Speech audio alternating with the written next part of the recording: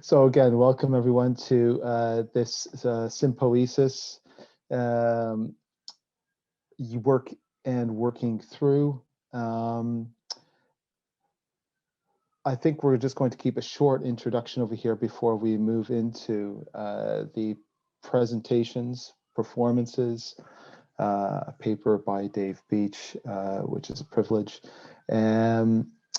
What I wanted to start with was to also introduce the research group that is providing this. And before I say further thanks, I would like to just pass over to Youngin Hong. Welcome, Youngin. Hi. I wasn't really expecting to speak today, but why not? Thanks for allowing me to introduce the Material Performing Research Group. We are a small group launched in 2019. We have several members. We invite the staff from Bath University, as well as PhD candidates, as well as the people from outside institution.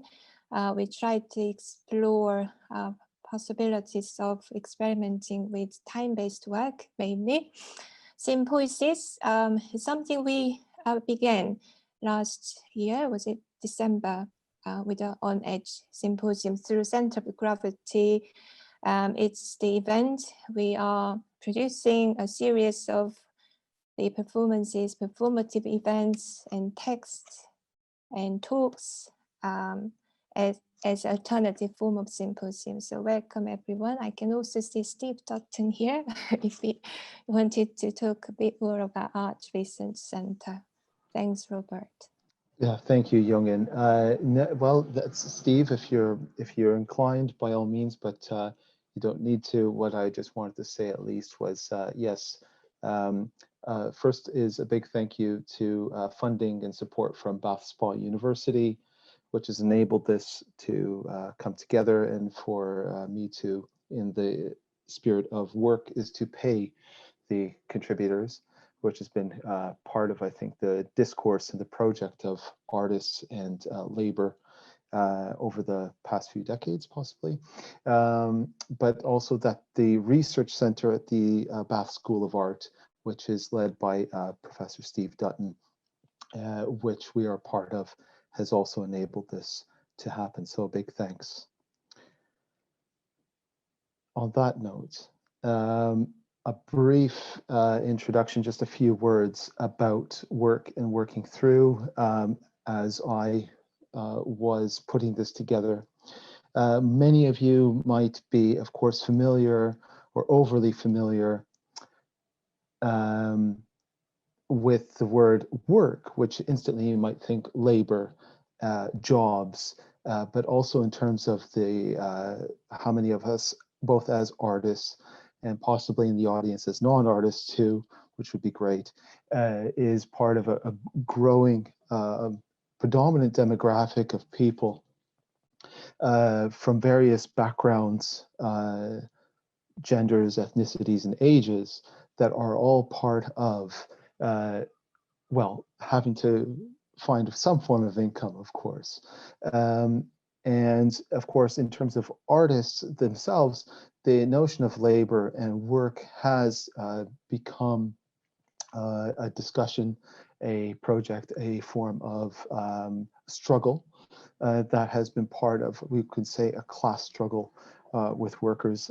We can think quite notably back over 50 years ago in terms of the kind of cultural revolutions that happened across Europe, America, and South America. For example, notably the May '68 revolutions, which brought on board ways to change the wages and the living and work conditions, not only for workers, but for people as a whole, under the economic model of capitalism at that point, before things, of course, changed to late capitalism in the 1970s. I'm not going to open up a can of worms over here and try to talk about labor. I know that perhaps Dave Beach, which is one of the presenters here today, very honored to have him, may touch on some of these elements on his paper. And just to make a note, this is the only paper in this Sympoesis. The rest of the presentations will be quite, for lack of better terms, experimental, creative, in some shape or form of using art as a way to process. And then perhaps we might think of that process as a working through. What is working through? And maybe many of you might not be familiar with this rather niche term, which comes from psychoanalysis, from Freud. You might think of this as a therapy, as a way to find a way to balance ourselves, or things like this. Freud didn't propose this, or actually found that working through is actually working labor as an unconscious process. We have elements that he noted in analysis, for example, and I think this is just something I want to touch on over here, is it is not just a form of not knowing. What he found was that actually many patients, or people that came to him and to colleagues, were knowing full well that they were struggling with certain issues, repression, a form of resistance to talk about things, to even engage in one session of therapy to the next. So whereas it's quite fashionable these days to be talking about not knowing in art, what the work of working through has brought up, or continues to put on the table, is a form of knowing, but through a kind of what some people will call passionate ignorance. So how is it that we are still working in labor in ways that are longer hours, in ways that exploit ourselves, either as self-employed or people that are employed under conditions that, well, if we think of artists as working with, as assistants, as volunteers for free, or as freelancers, as technicians. We have also that demographic of other kind of workers, not just precarious workers, as I've just briefly described, but also as workers who are on hold, people who are applying, who are unemployed, who may be receiving benefits or not. And so we are in, of course, in an age where work has become, in some cases, as working through demonstrates, interminable. It's a form of repetition. That's the other trait of working through. This sympoiesis, we might think, has already begun, and it did. I would like to thank each of the contributors, the presenters, because I've already been meeting with some of you in developing some of these ideas and engaging in a conversation. I would like to think that what we're doing today is that we are continuing as working through as a process does. And what we might do from here is to see how we continue what can seem quite a frustrating struggle for a broader project or class struggle, if you will, that combines both elements of labor, working class, but also questions about identity, equality that strives across from feminism, race, age, gender, ethnicity, and so on. So in some shape or form, let us keep in mind that maybe this is a more substantial project than a bunch of artists just trying to meet on the afternoon, showing some experimental work.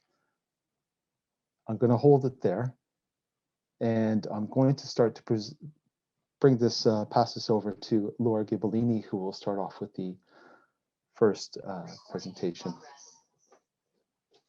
Thank you. Thank you, Robert. Thank you so much, everyone, for being here. And of course, my big thank you to Robert for getting me involved in this situation, as we like to call it, while we were discussing. So what I'm gonna share a video, and I'm gonna be reading a paper while the video is played. I had thought it would be best if I turn off my camera, just in case the connection is not very good. But let me just make sure that the video, that I remember how to do this. Let me see, share screen, share, and now, hold on, share sound, okay. If you could just let me know, can you see the video? Yes, and can you hear? Yes. Yes, Laura, we can hear it, and I can see the start And of the video. It's black you screen. can see it's just black at the moment. Yeah. Okay. So if Go that's ahead. what you're saying, okay. So I'm gonna turn off my camera. You're welcome to keep yours open or closed, whatever is best. This was intended to be a disembodied voice, so that's also why I thought it would be best to turn off the camera. So let me just. I think I can do this like this. Yes. Okay.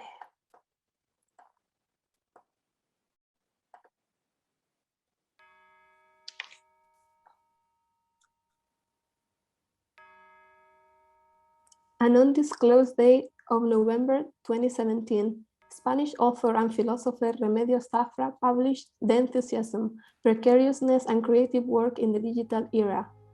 It is described as, quote, an essay about the precarious nature of the lives of those who dedicate themselves to cultural, creative, and academic spheres in the context of a neoliberal agenda and a network reality.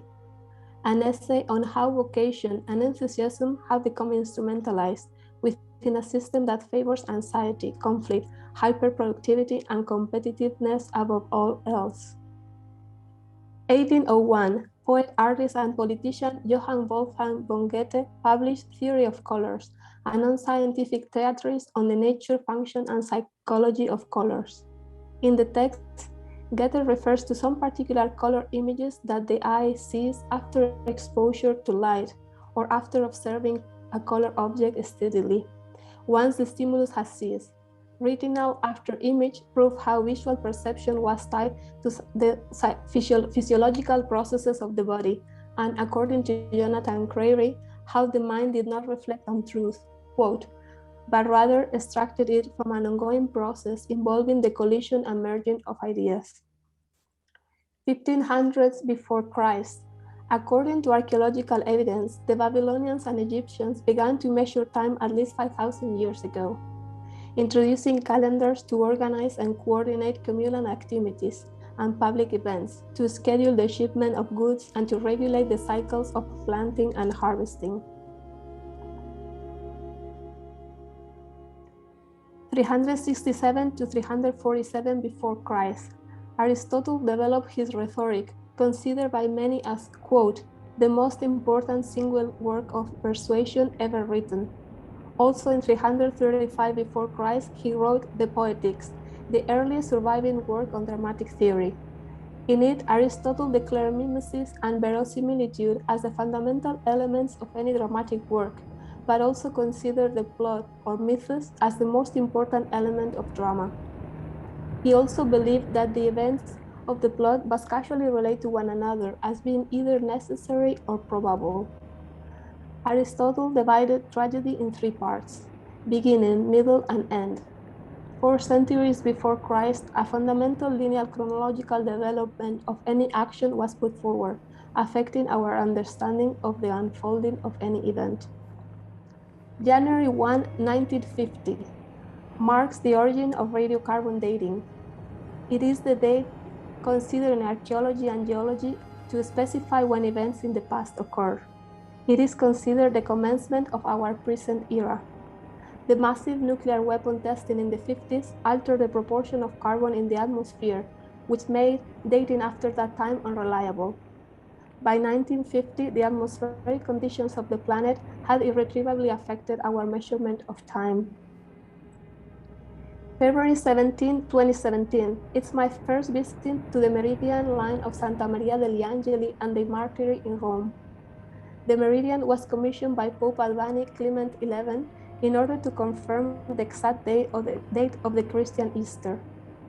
A meridian is a horizontal line aligned on a meridian, which is the half of an imaginary great circle on the Earth's surface, from the north to the South Pole. At Santa Maria degli Angeli, a ray of light hits the Meridian Line on a specific place, both at the equinox and the solstice, indicating the exact day of the year. October 26, 2017. I delivered a talk about my work on the Meridian at the School of Art, Design and Architecture at Plymouth University as part of the Illustration Department Open Lecture Series. 1283. The earliest weight-driven mechanical clock was installed at Dunstable Priory in Bedfordshire, England. By the 1300s, artisans were building clocks for churches and cathedrals in France and Italy. The Roman Catholic Church played a major role in the invention and development of the clock. The strict observance of prayer times by monastic orders occasioned the need for a more reliable instrument of time measurement. October 6, 1702, the Meridian of Santa Maria degli Angeli was inaugurated. From then on until 1847, it will determine the exact time throughout the whole city of Rome. 1637, René Descartes developed a two-dimensional coordinate system, the later so-called Cartesian coordinate system or rectangular coordinate system. It introduced the new idea of specifying the position of a point or object on a surface using two intersecting axes as measuring guides. Such system, which time and space could be reduced to a point, implied the beginning of the division of the three-dimensional world and its flat rendering. October 27, 2017. While in Bristol and introduced by my colleague and friend Stephanie Black, I met professor and artist Robert Luther. November 18, 2016. I finished an article called Not Doing and Unpredictability and Allowing Things to Happen that Robert will refer to in some subsequent conversations that have not yet taken place. Without us even knowing it, it seems we are already connected by the criticism of the excess of productivity we detected in the creative and intellectual realm around us. February 1, 2018. I hope I'm not too insistent, but Robert invites me to lead the seminar on interruption, attention, research, and chaos, an approach to art practice, tentative title, at the Bath School of Art and Design as part of the visiting lecture series of the art department. April 5, 2018. I start drawing my piece for Processi 144M. It takes me 5 days to complete the piece. The show that included my work on the Meridian and the light and time of Rome, while my residency at the Spanish Academy, opened on April 12, 2018 at Matadero, Madrid. The show lasted 52 days. Someday before November 2017, Remedios Zafra wrote, quote, "It might be that just two particular states of mind make life worth living. I would say the noble enjoyment of a creative passion and the helplessness of losing it. I refer to that passion that punctures and drags us, that passion that moves us to put desire before immobility, coping with having a creative practice compared to, for example, an alienating job. I refer to that feeling that disturbs us deeply as opposed to the one that makes us resign, the one that comforts us." June 7, 2012, author and psychoanalyst Adam Phillips published I'm Missing Out in Praise of the Unlived Life. In the book, Phillips writes, quote, "The unexamined life is surely worth living, but is the unlived life worth examining? It seems a strange question until one realizes how much of our so-called mental life is about the lives we are not living, the lives we are missing out on, the lives we could be leading but some reason are not. What we fantasize about, what we long for, are the experiences, the things and the people that are absent. It is the absence of what we need that makes us think, that makes us cross and sad. The gap between what we want and what we can have is our link, our connection to the world. And I add, possibly part of what fuels enthusiasm." October 13, 2018. Being almost 3 months pregnant, I lose my father to the sea. I realize it's probably him on the film here. December 20, 2018. I delivered a talk in the research seminar, The Arts of Embodying the Environment, organized by the research group Art and Embodied Cognition in Creative Processes at Media Lab Prado in Madrid. March 28, 2019. My daughter Maya is born at 12:30 a.m. UTC +1 time. April 5, 2019. I deliver a chapter for a book. It will be published in August 2020. July 15, 2019. Maya, my newly widowed mother, and I fly to New York, where I teach at the School of Visual Arts. July 22, 2019. I interview online at 4 a.m. EST time for a position in the drawing department at the Fine Arts faculty at Complutense University in Madrid. It's the school I graduated in September 2002. September 10, 2019, I signed a contract as junior lecturer at Universidad Complutense of Madrid. Teaching starts right away. Maya is 5 months old. September 12, 2019, my project Drawing a Mountain opens at Expositivo in Madrid. It's Maya's first opening. The show lasts 9 days. It took 4 enthusiastic former students of mine and myself 5 times to install. Maya is there most of the time. April 14, 1912. The Titanic struck an iceberg at 11:40 p.m. EST time in the North Atlantic and sank at 2:20 a.m. on April 15. Of the 2,201 people on board, only 711 were to reach their intended destination, New York. April 22, 1950. At the Battle of Ypres is the first time in history that Germans used poison gas against the so-called enemy. From then on, air could not merely be breathed, but also felt and removed from us. On that April 22, air became explicit and therefore part of what Peter Sloterdijk calls the air-conditioned system that makes our life possible. December 31, 2019, the Chinese authorities informed the World Health Organization of an outbreak of pneumonia of unknown etiology. It was later isolated and known as the coronavirus COVID-19. January 9, 2020, I delivered a talk at the first international conference in contemporary drawing practices organized by the research group Drawing, Graphics, and Knowledge, interdisciplinary research on artistic practice and techniques at the Fine Arts faculty of Complutense University in Madrid. January 13, 2020, the WHO reports on the then first confirmed case of COVID outside of China. It is detected in Thailand. January 31, 2020, the first case of coronavirus in Spain is registered in La Gomera, a German citizen allegedly infected in his country of origin. February 24, 2020, the virus is already detected in the peninsula in places such as the Valencian community, Catalonia, of the Comunidad de Madrid. March 11, 2020, schools closed down in Madrid due to the spread of the virus. Maya is now at home and my university classes are canceled. October 24, 1929, A Room of One's Own, the fundamental essay by Virginia Woolf is first published. The essay argues for both a literal and a figurative space for women artists within a literal tradition dominated by men, and a social environment that relegated women to the domestic sphere. March 30, 2020, all university classes transitioned to an online environment. From the core of our homes, we had to juggle family life and care while teaching and being permanently exposed, connected, visible, and ready to work. The intimacy of the room of one's own has now been substituted by hyperconnectivity and a permanent state of alert. It seems fair to say that things have never been the same since. June 15, 2020, online teaching ends at Complutense University. September 23, 2020, we finalized the 2019-2020 school year at the Fine Arts faculty of Complutense University in Madrid.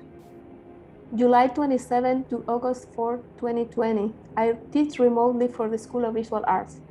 Also, all classes are online in the program now.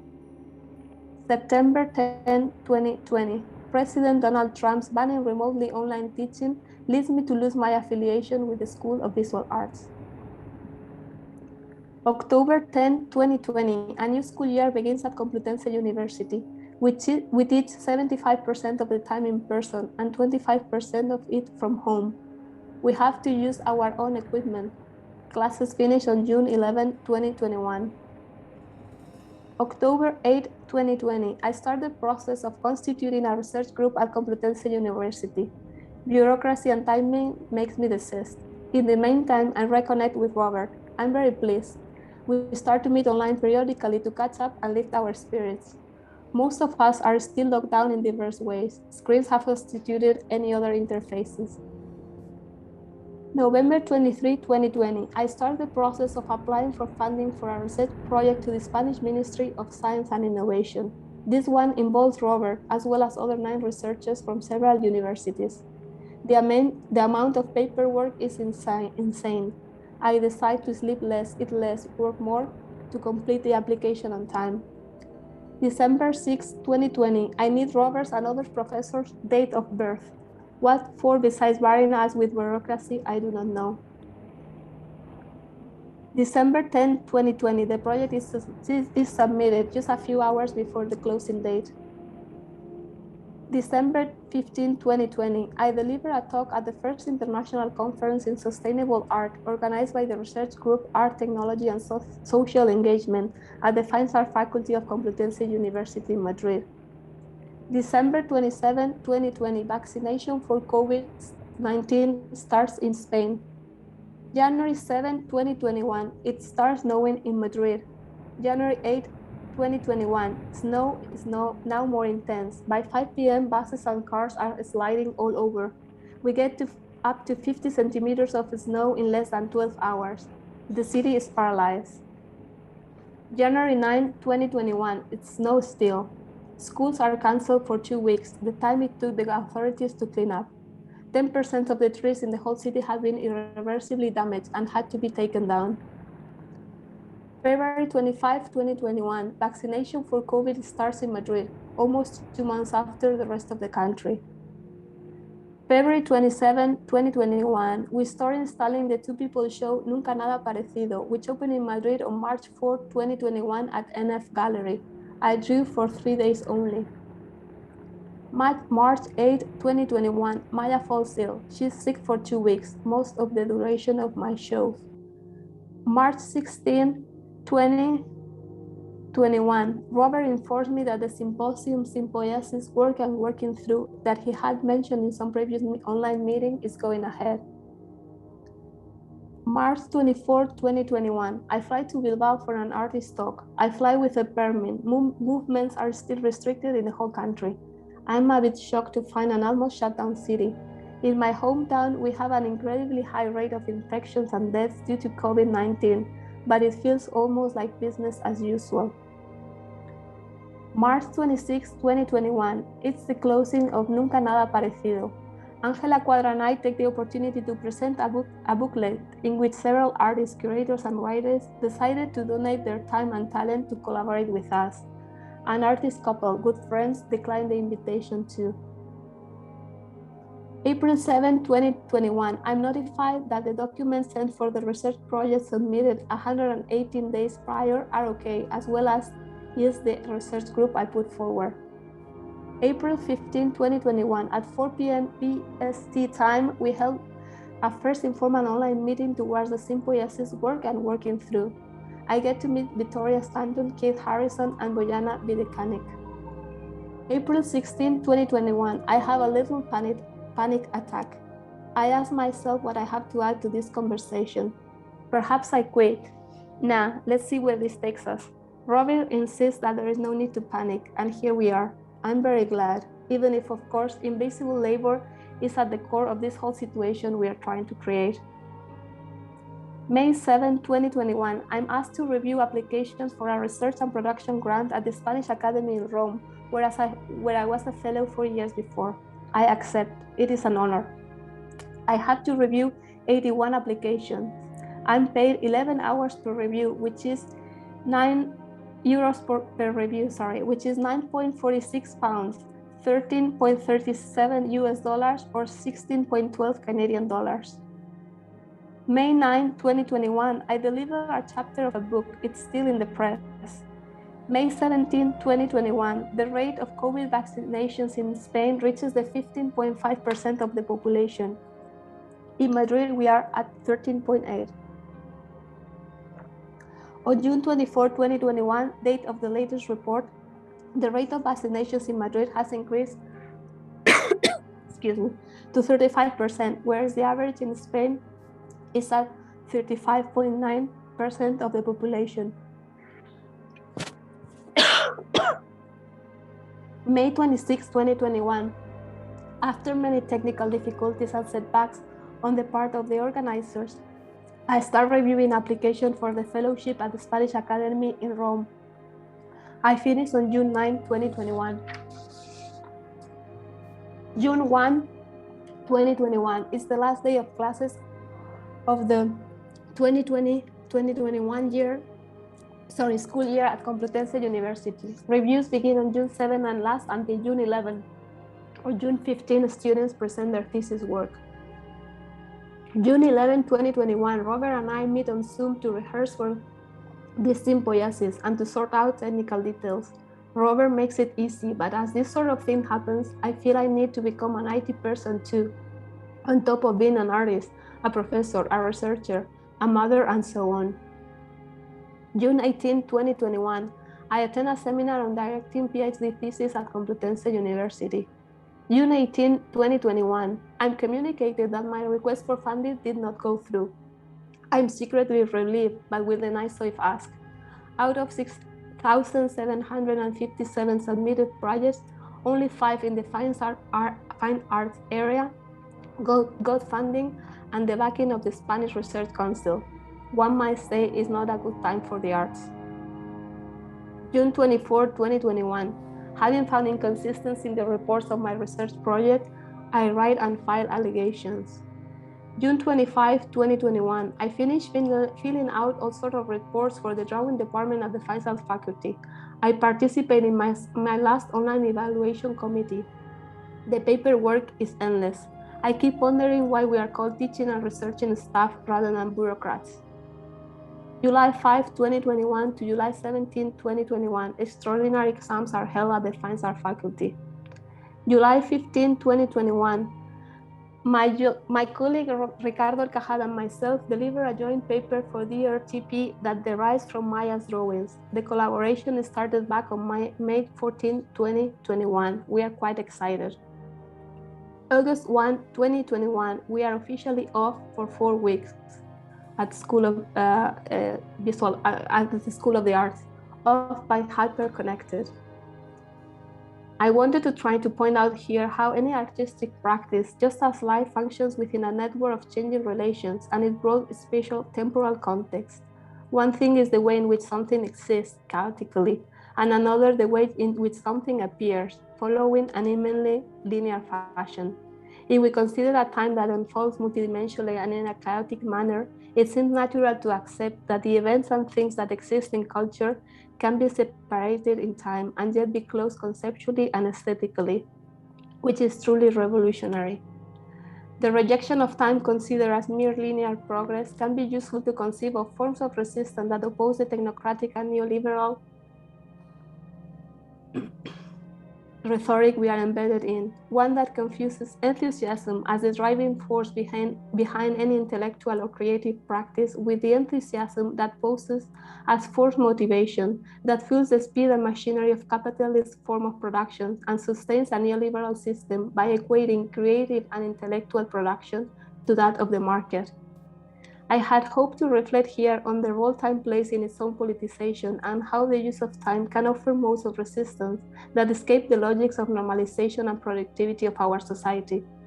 A time that needs its own space to exist to its full potential, a time that disavows the necessary stability of natural laws or causality, a time that lets us truly work through our issues as people, perhaps hyper-connected for hereafter. June 26, 2021, here I am talking to you, except this voice belongs partially to the past. It silently began on March 13, 2021 and was many times worked through and rehearsed. The video you see in the background was edited between June 10 and June 17, 2021. August 18, 2014, the upside down C video on this film was recorded. It was edited in April 7, 2015 and first shown in Barcelona shortly after that same year. an unknown date of 1957, the clip Sideways Launching of a Ship was published. It was added to archive.org for public access on May 2007. You saw it here. March 16, 2012, submarine and submarine models above surface was added to archive.org for public access. The original date of publication remains unknown. You are seeing it now. An undisclosed day of 1969, Gavin Bryars started composing The Sinking of the Titanic, which was first recorded in 1975 by Brian Eno's obscure label. It is the music you hear playing in the background. The starting point for the piece was the reported fact of the band of the Titanic having played the hymn Nearer My God to Thee in the final moments of the ship's sinking. Bryars' composition is a meditation on the endless repetition of the tune underwater and what would have happened if the ship re-emerged. Quote, a number of other features of the disaster, which generate musical or sounding performance material or which take the mind to other regions, are also included. June 13, 2015, Yvonne Rainer presented the concept of dust, or how do you look when there's nothing left to move, at MoMA in New York City. The piece included a collage of text, some piano tuning, Gavin Bryars' music, a painting by Rousseau, and a predetermined choreographic structure within which the dancer could make choices at will. The concept of dust was part of the starting point of my writing on Not Doing, the one Robert would at times refer to, and that I finished in November 18, 2016. 47 days after Rainer's performance, I was moving back to Madrid. I had spent more than 6 years living and working in New York City. Thank you for your attention.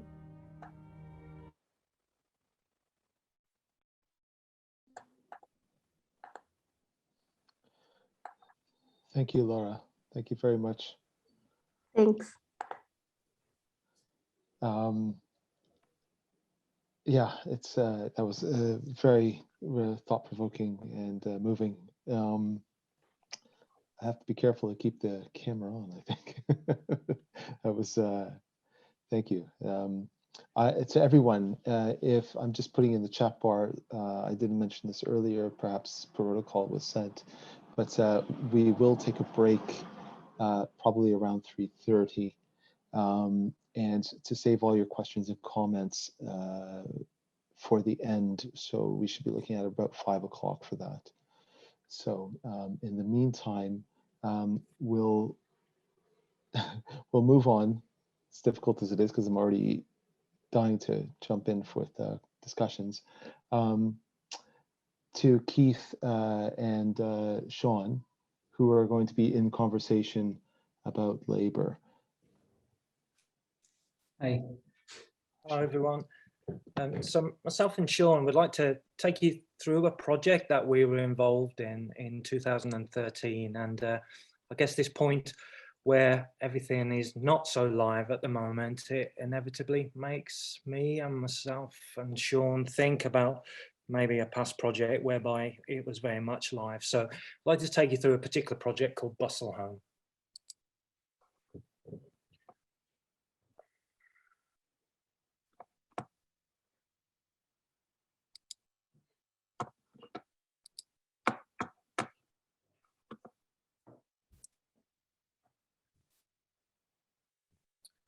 Are you okay in terms of seeing the screen? Yeah, I can see it. Okay, so in the spirit of working through, myself and Sean would like to discuss this project and in a way kind of work through it in conversation and take you through the development of the project and perhaps our own reflections in terms of class, labour, site and collaboration. So this was the project. Ultimately, it found a place at Delaware Pavilion, and it was a collaboration with Napalm Death and a three-tower tiled structure that had their music played through it over the course of this evening.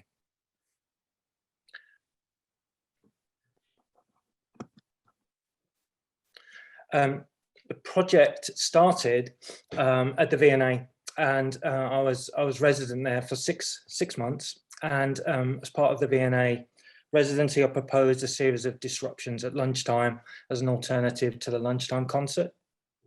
And the first disruption was called Lucy Ree versus Grindcore.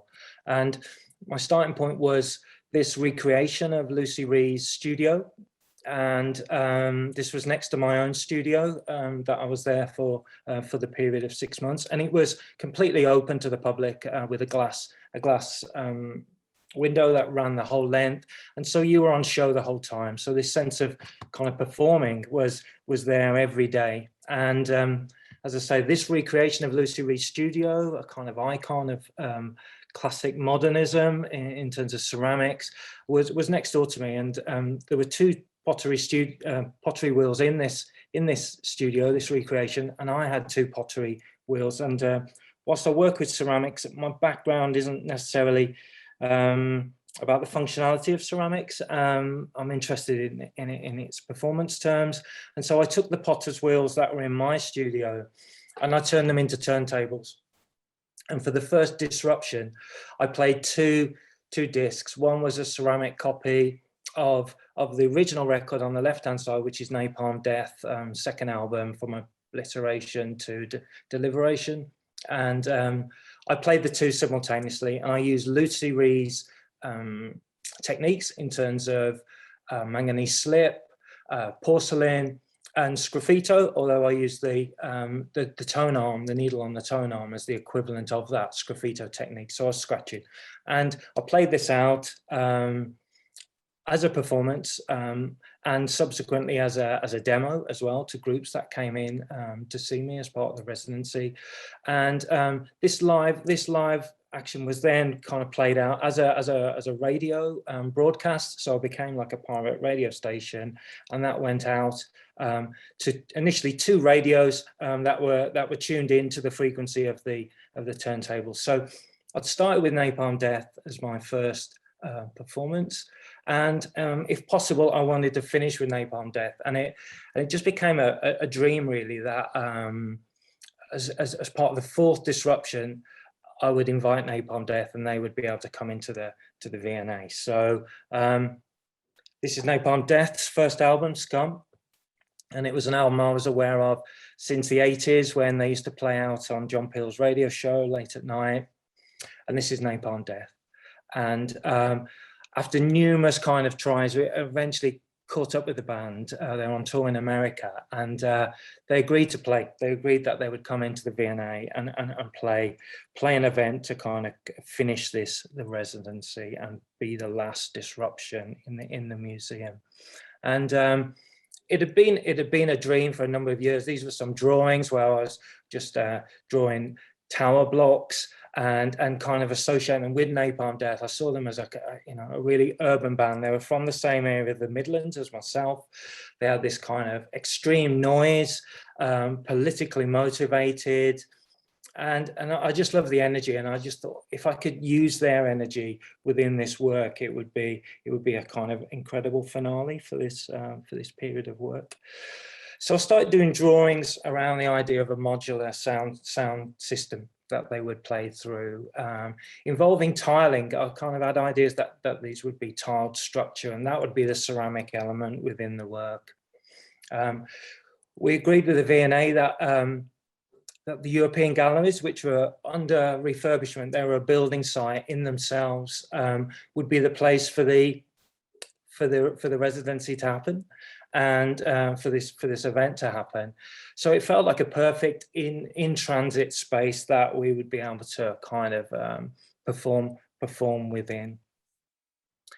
And this is Busselham. This is the Busselham estate, and for me, these tower blocks, I initially thought of the sound system as being a kind of series of modular units, but increasingly I wanted to tie it back into kind of my own background and a background that was shared by Napalm Death as well. The lead singer came from a similar part of the country. He was aware of these tower blocks, and I felt we could meet at these structures. And they were tiled, they were blue, blue and white and yellow. And for me, they kind of evoked a certain period of optimism and kind of post-war housing.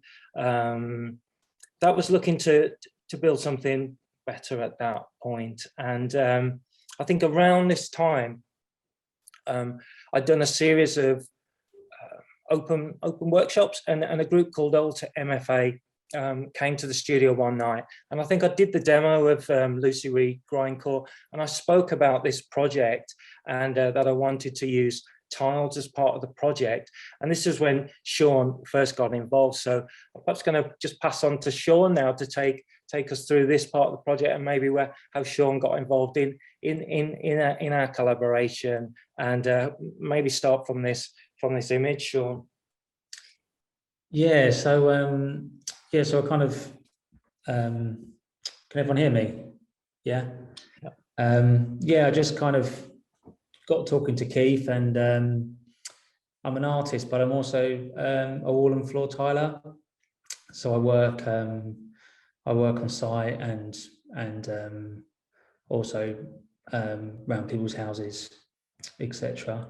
So yeah, we just kind of got talking, and Keith said, I was looking to look at tiles and use a tiler, and I was like, well, yeah, I'm a tiler. Maybe we could have a chat. So yeah, so we just kind of got chatting, and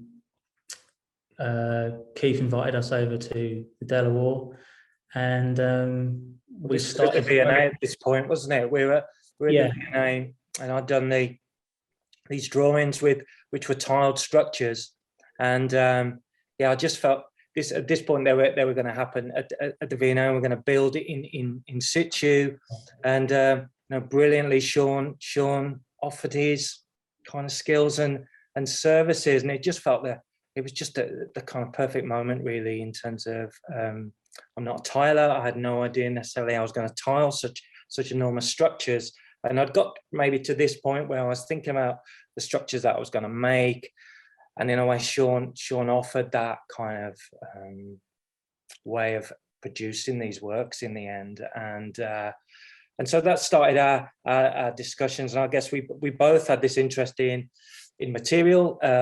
We both come from a kind of background that was, to a certain extent, out of these housing estates, these kind of new estates. Myself in West Bromwich, in the Black Country. Sean in terms of Stevenage, and so I think we met at the tiling. I've just got a kind of few shots, maybe. Sean, if you want to just talk us through some of these works, just let me know when you want to go from one to the other. No, this is a product of my labor, an end product. That's a wet room floor with some hexagonal tiles. I guess quite a self-explanatory, I think. We can go to the next one. So I guess with myself, my tiling, my labor, and my artwork, the past few years have just kind of married. It's quite hard to differentiate one or the other at the moment. It's taken me a bit of time to get here, really, because I was a tiler before I went to art school, and I went to art school, and you're thinking that you're going to leave your other life behind and do your artwork, but obviously I think everyone understands with art you kind of need something else to help fund your art. So I kind of fell back into tiling, and I think the idea of working through working through something and repeating something after a period of time, it kind of becomes ingrained in your identity and how you see things. So so these are just images I kind of take some of the works I've done, and also some of the works colors that have inspired me, and processes that inspired me too. So here's just some fancy tiling I've done recently. This was so we go to the next one. And here's my art practice. I tend to mainly use sculpture. Yeah, I draw upon how I relate to space and the town I've grown up in Stevenage being the first new town. I think about how a space is built relatively quickly, with the whole New Town movement. If anyone isn't familiar, after World War II, there was a radical housing project where lots of small towns were built in and around the UK, and yeah, Stevenage was one of them. So Stevenage was the first one. So you would kind of be brought from one area, mostly London, and placed into another area all at the same time. So I think talking to Keith and him looking at these kind of monumental things that were just planted as well, I felt there was a relationship and a bit of chemistry going on. Yeah, so yeah, basically these are some of the loose interests. Yeah, so I'm quite purist, I get, in terms of the materials I use. I tend to stick to materials I'm used to seeing or using on site. So again, that's plaster. Go to the next one, and yeah, plasterboard. And I think, yeah, I find sculpture and architecture and my work life interesting, how one doesn't take over the other. So I could have a piece of work that would be on a wall or something, and it would maybe marry into the space instead of trying to take over the space. So that kind of battle on inhabiting spaces is something that I find interesting as a worker who gets paid for his labour, goes into people's houses or areas of space temporarily, and there's that short time where I can have a level of autonomy over it, where I could maybe build a box in or invade a space slightly.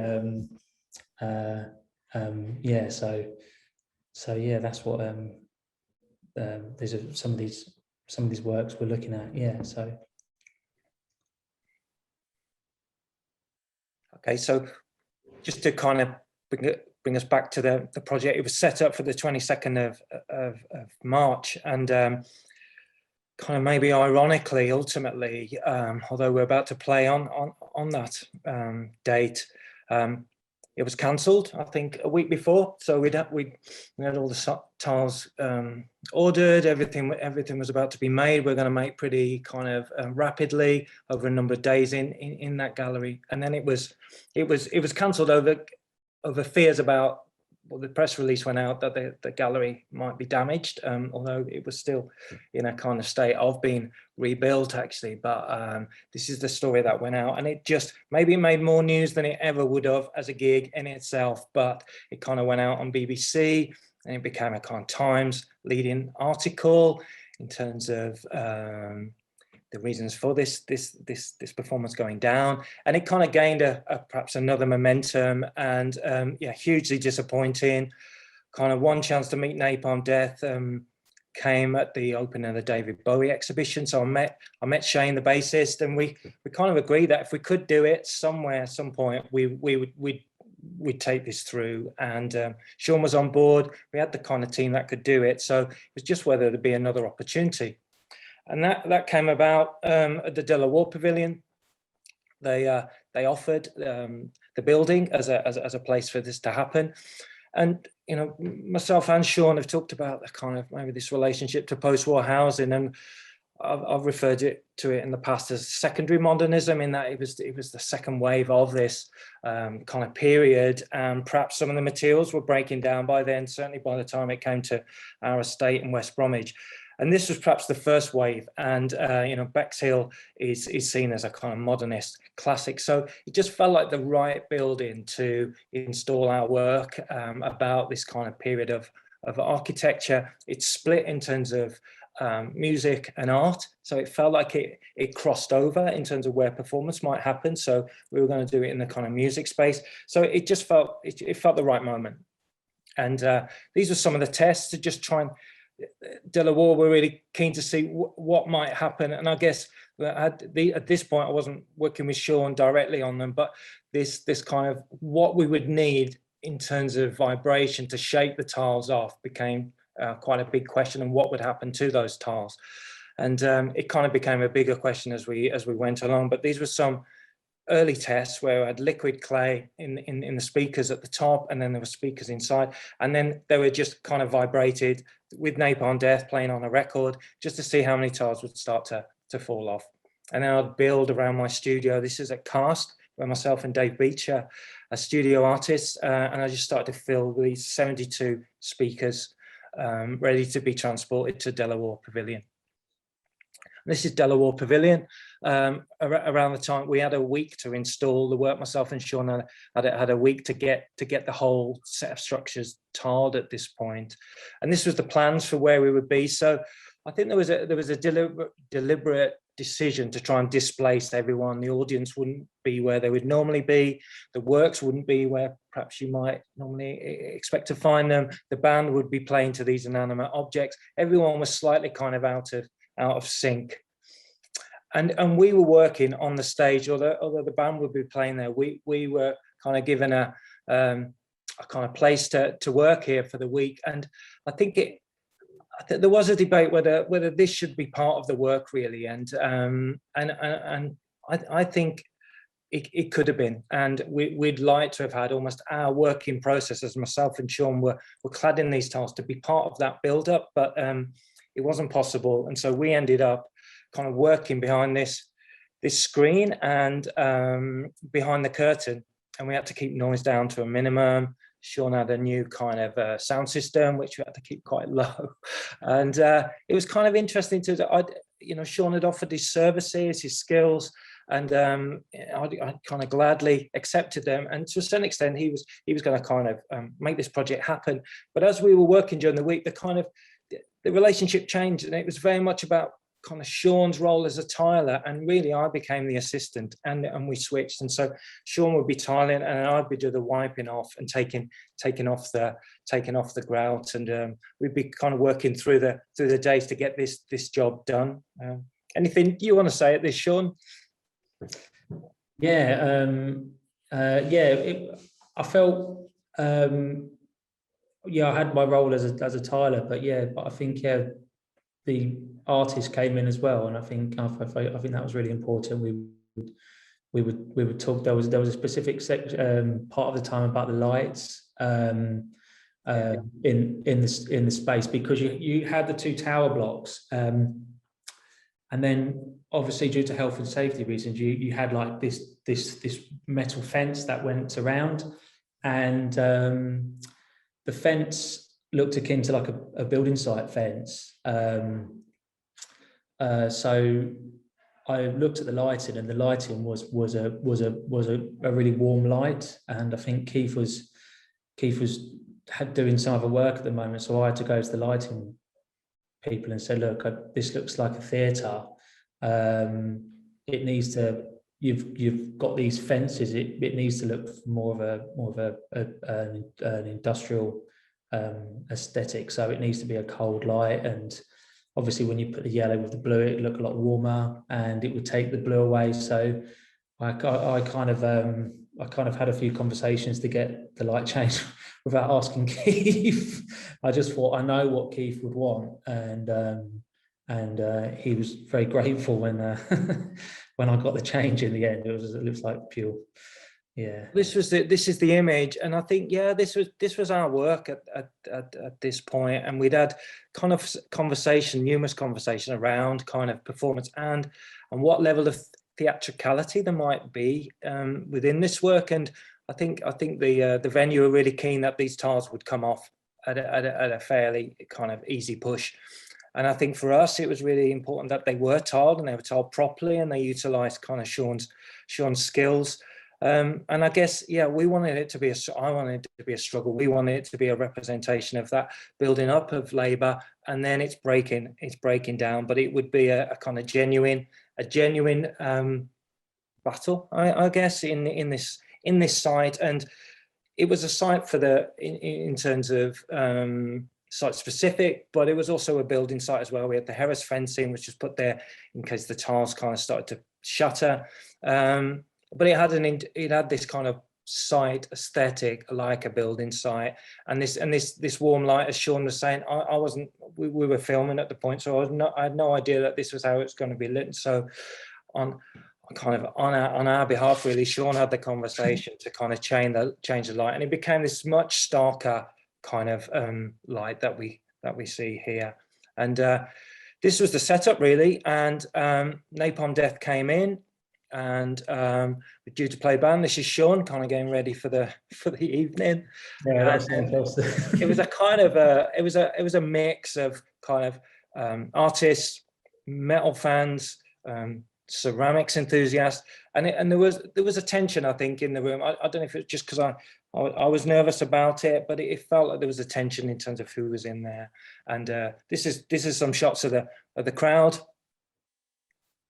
And then we had the start of the performance, and I think people were expecting explosions and kind of rock and roll, really, and it did anything but. And while the noise was immense, both in the structure and around, nothing much was happening to the blocks themselves. And I think this was after about 15 minutes. There was about 3 tiles had fallen off, and I just remember feeling like, oh, this is awful. People are going to be so disappointed. But actually, this is what the work was meant to be. And I think it was Sean that just kind of, I don't know, just kept my faith in it, really. And I just remember at the time just standing next to him and saying, no, it's all right, this is what it's meant to be. But I think I just felt like I should just get over and just start smashing it about, because there was not enough happening. And then kind of about another 10 minutes in, kind of the crowd had kind of increasingly changed. And I think they got to this point where there was just like open hostility. And at this point, someone just launched over into the arena and just started kicking the work to bits. And this was the kind of this was his damage that he did, and until he was kind of security managed to get hold of him. And then the band kept playing, and then others started to jump in as well, and it became a bit of a free-for-all. And it was just this was the explosion. This was in terms of the audience taking this work and them taking charge. And once there was initially, it was just oh my God, there's someone in there, and a kind of fear for his safety. But ultimately, it felt like, yeah, this work got to where it might have been imagined it would get to, but the kind of means that it was kind of taken there was completely unexpected. And so this is the kind of aftermath. And this was a tweet, and I just thought this was where perhaps I hoped it might have got to. And it was somewhere between a gig, an art installation, and a 60s psychological experiment. And so myself and Sean have continued this kind of dialogue and working together. And this was a piece that was in response to that work called Mute, which is National Museum Wales, a gold-tiled sound system. And we wanted the public to get involved in this. And so they were invited to play the decks and could choose from a number of vinyl at the back, all of which had a connection to brass and trumpet sound. And the idea was that by playing these two sounds together unmixed, you couldn't mix them, you might meet this or find this resonant point which would shake this structure down. And maybe because of the Napalm Death experience, we weren't sure what the audience would do with this work, but actually they fully embraced it, and they brought records in, and far from it being destroyed, it was actually kind of built upon, and almost like a complete kind of antidote in some way to what had happened at Delaware. And just this is a final shot, really, just as a kind of recognition of maybe a kind of partnership here. And this is perhaps a chance just to thank Sean for all his input, and it hasn't always gone out. There's this sense that kind of labour is offered and not always recognised, and for me this was a chance today perhaps to just redress some of that balance, and to just thank Sean for the conversation and the kind of technical skill that he brought to these works. And Sean, you're looking great, by the way, in terms of the. I'm blushing. Also, thank you, Keith, for obviously getting us involved. And I think what that relationship has happened is, we've just kind of carried on, haven't we? That level of support within each other, whether we're giving each other a call to chew on the fat, if we've made some new works and we want to discuss them, that's what we kind of do still. So yeah. So at this point we wanted to kind of have a kind of three-way discussion with Dave, but I know he's going to deliver an individual paper, but I know there are elements around space and sight, but I'm aware we're probably that's the kind of maybe our time's up. So we'll hand over to Dave, and thank you very much everyone for your time. Thanks everyone. Thanks, Sean and Keith. And what an interesting way to also talk about thanking one another, which doesn't always kind of happen, I guess, to recognize the labor and the work that you do and you continue to do. Without saying more, I'm going to pass this over to Dave Beach, who will present his paper, followed by Victoria Stanton, who will create a kind of non-action, but Victoria, I will leave you to perhaps just lead the audience to open up with a few words on that. But Dave, welcome, please. Thanks, Robert.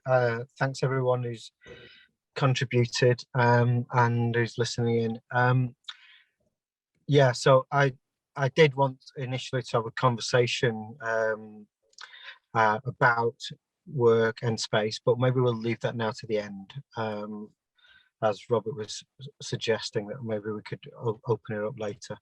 So I'm going to stick to the script, and I've got my paper, which is, it's not made of paper anymore, but it's the same kind of thing. I want to do two things in this paper. First, I'll map a few milestones in the myth of the artist and what I want to call the counter myth of the artist as worker. Second, I'll sketch an alternative history of the formation of the artist as a privileged producer. The myths of art are the official and semi-official norms that have lodged themselves not only in arts discourses and ideas, but also within museums, galleries, magazines, studios, auction houses, art schools, and the rest of arts institutions, as well as in legislation, journalism, pedagogy, philosophy, movies, and the rest of ideology. Therefore, the critique of the myths of art is an urgent task that necessarily confronts arts institutions, the state, and the market, as well as, and this is really important to emphasize, it confronts common sense, tradition, professional customs, intellectual habits, hard-won skills, and acknowledged expertise. I want to stress that arts myths are lodged at every level of art's soft and hard systems of power in order to flag up the error of thinking that arts myths are dispelled with better ideas or stronger sentences or changes of vocabulary. If we think that arts myths are combated with cleverness, then they will outlive us. Also, the myths of art are framed within the myths of white, male, wealthy, straight, ableist universality. So just as the internalist story of an autonomous and endogenous rise of the West constitutes the founding myth of Eurocentrism, the internalist story of the European birth of art is the founding myth of art. Therefore, just as white supremacy conceals itself within the universal concepts of the human and of civilization, arts myths are the concealment of white supremacy hidden in the protocols, discourses, and institutions of contemporary art.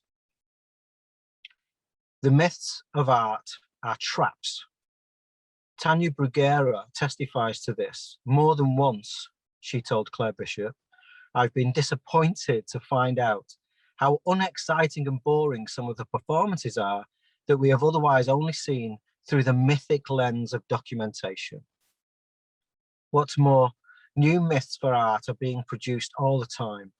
Take a look when you get time at Meredith Rosen Gallery's memes with the hashtag art dealing. They're very, very funny, but they're myths. Art myths are sneaky. For instance, the myth of the artist is not always expressed only in ideas about the artist. Linda Need pointed out in her 1995 essay, Seductive Canvases, that male creativity is mythologized via the figure of woman, and the female body is both muse and medium in the symbolic act of artistic creation. And so the myth of the artist can be conveyed by depicting women, or slaves, or drunks, or workers, or machines, or flowers. The myth of the artist, in fact, is a cluster of myths. Similarly, the romance of the studio is a cluster of myths, and the same is true of the aura of the artwork and the ritualistic site of the museum. This means that we experience them in seemingly harmless fragments. Also, as Danny Child in her 2018 book, Working Aesthetics, acknowledges, quote, the 19th and 20th centuries fostered and hegemonized the romantic mythology evident in art, philosophy, and literature, a mutated version of which still prevails in the dominant understanding of the artist. It is therefore important to understand, as Sigrid Schad highlights in her 2016 essay published in On Curating, the enduring effects of artist myths and how art historians, even critical ones, unconsciously push these basic patterns into almost compulsive repetitions. In other words, the myths of art survive as knowledge. Art has a long history of idealizing its own distinctive forms of activity, from the aesthetic experience of consuming artworks to the workless work of producing art. Myths of the so-called man of taste and the myth of the genius do not only belong to the same romantic period, they are mirrors of one another. At the same time that the aesthete is conceived as an ideal consumer whose aesthetic experience is characterized as being productive, the artist is elevated above other artisanal producers by the claim that the artistic labor that they exert exemplifies the ideal qualities of the consumer. The aesthetic consumer, among other things, is a producer of the self and a producer of new imagery and real worlds, as well as a co-producer of artworks.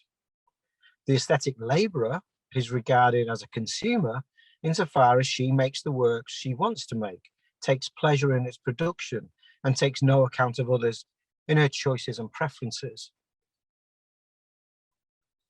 The artist modeled on the sovereign consumer, then, is an image of the artist elevated above artisans and other workers. Stories of the unlearned talent and inexplicable processes of creation of the genius were one half of a mythic elevation of the artist above skilled laborers. The other half was the myth that the skilled worker was only capable of copying, following mechanical instructions, and making things in the customary way. The positive myth of the artist is not secured without the negative myth of the artisan, the denigration of the manual worker, and the fear of the inhumanity of the machine. Conventional tropes of the unconventional artist as mad, eccentric, original, self-obsessed, inspired, lawless, or highly strung were always mystifications.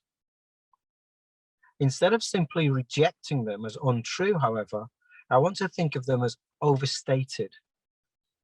They're overstated expressions of a real social division between artists and artisans. Steve Edwards, the art historian, points to the core issues that I'm talking about in Art's Elevation, in his account of how photography has historically been distinguished from art.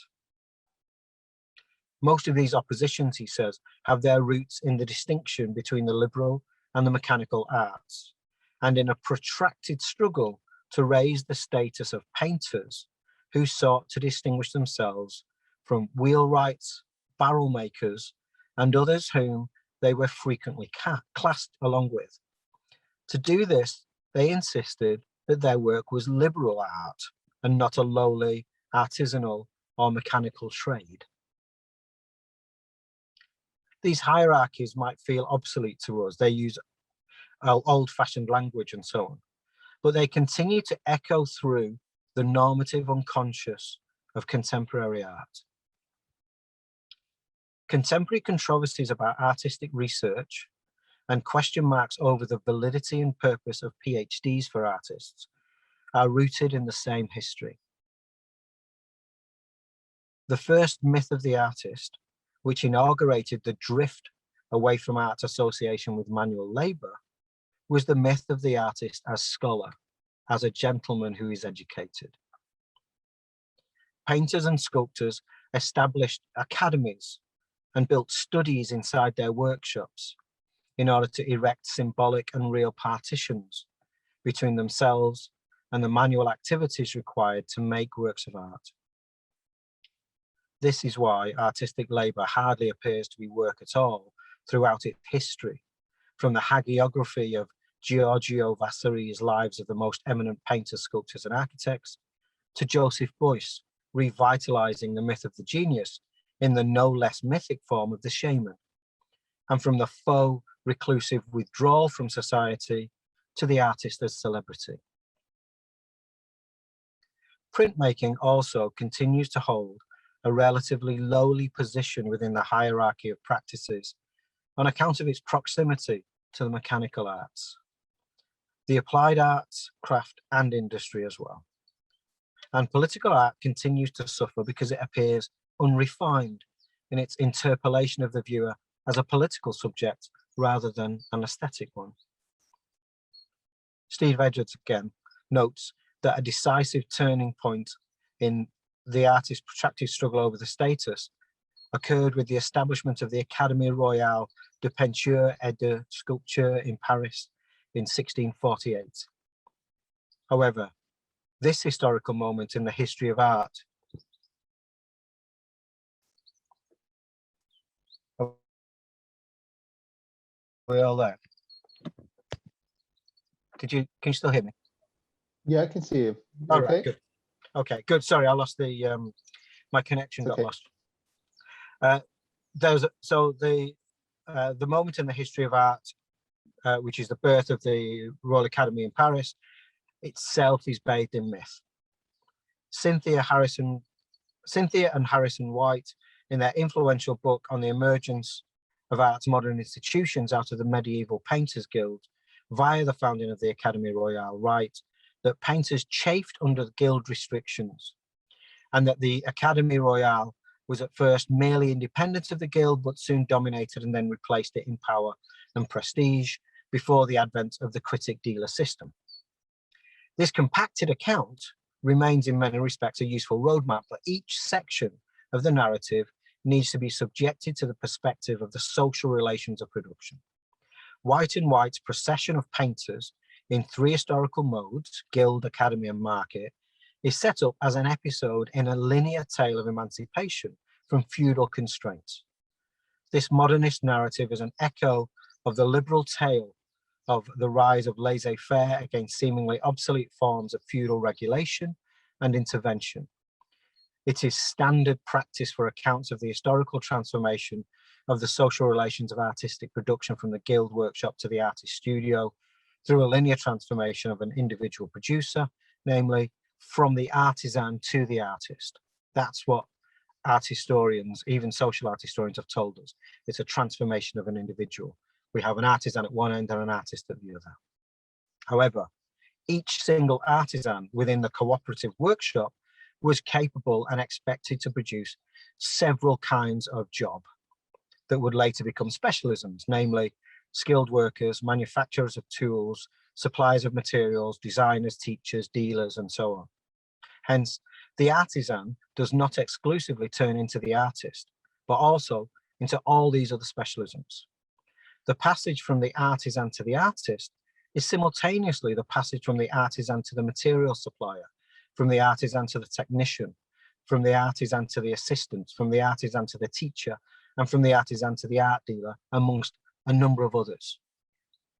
That is to say, the division of labour within the workshop is converted into a social division of labour in society as a whole, mediated by market exchange. This is why the transition is characterised better, from my point of view, by a geographical dispersal of numerous tasks previously conducted within the workshop. The myth of the artist contributed to the elevation of the artist above the artisan because it appeared to explain the difference between them. The critique of the myth of the artist, as a result, has tended to correct the mistake by conflating the artist with the worker. So the passage from artisan to artist is then reversed, rather than recognizing the social division of labour. Janet Wolfe, who remains an important precedent for the current politics of work in art, is accurate in her characterization of the myth of the artist, and also correct to identify it as a major political question for contemporary art. In the conclusion of her classic 1981 study, The Social Production of Art, she argued, quote, "The concept of the artist as creator depends on an unexamined view of the subjects, which fail to see the manner in which subjects are themselves constituted in social and ideological processes."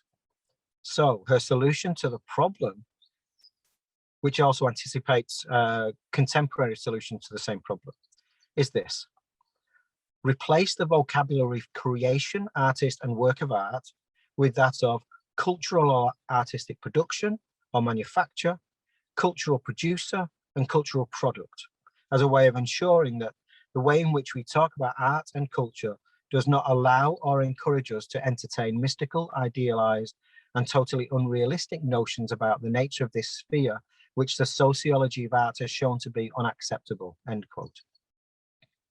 Julia Bryan-Wilson is a leading advocate also of the idea that calling the artist a worker is a significant political gesture that unpicks assumptions about art and work. Calling the artist a worker, she said, was a polemical redefinition of artistic labour vital to minimalism, process art, feminist art, criticism and conceptualism. And Helen Molesworth argued that in the period following World War II, artists came to see themselves not as artists producing in a dream world, but as workers in a capitalist America. The idea that the artist is a worker comes to seem to be a form of realism that is critical of the myths of art that are used to frame it as an elite culture. But I want to argue here that the idea that the artist is a worker is a counter myth. Counter myths in contemporary art are rooted in alternative histories.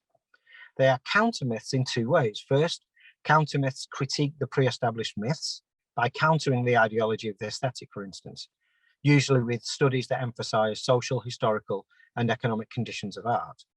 Second, counter myths are myths because they parrot established knowledge on commodification or institutionalization, the birth of capitalism, the passage from modernity, feudalism to modernity, and the advent of the colonial world system, rather than providing, and this is key, a specific analysis of how art used its myths to protect itself from industry and commerce during this same period.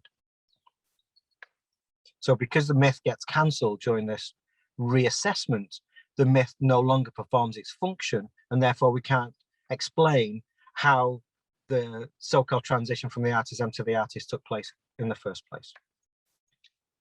The romantic myth of the lone artist is countered by the ideas of the artist as worker, artist as entrepreneur, and artist as revolutionary, but these are mythic in the same way that the idea of artistic labour as non-alienated labour is mythic.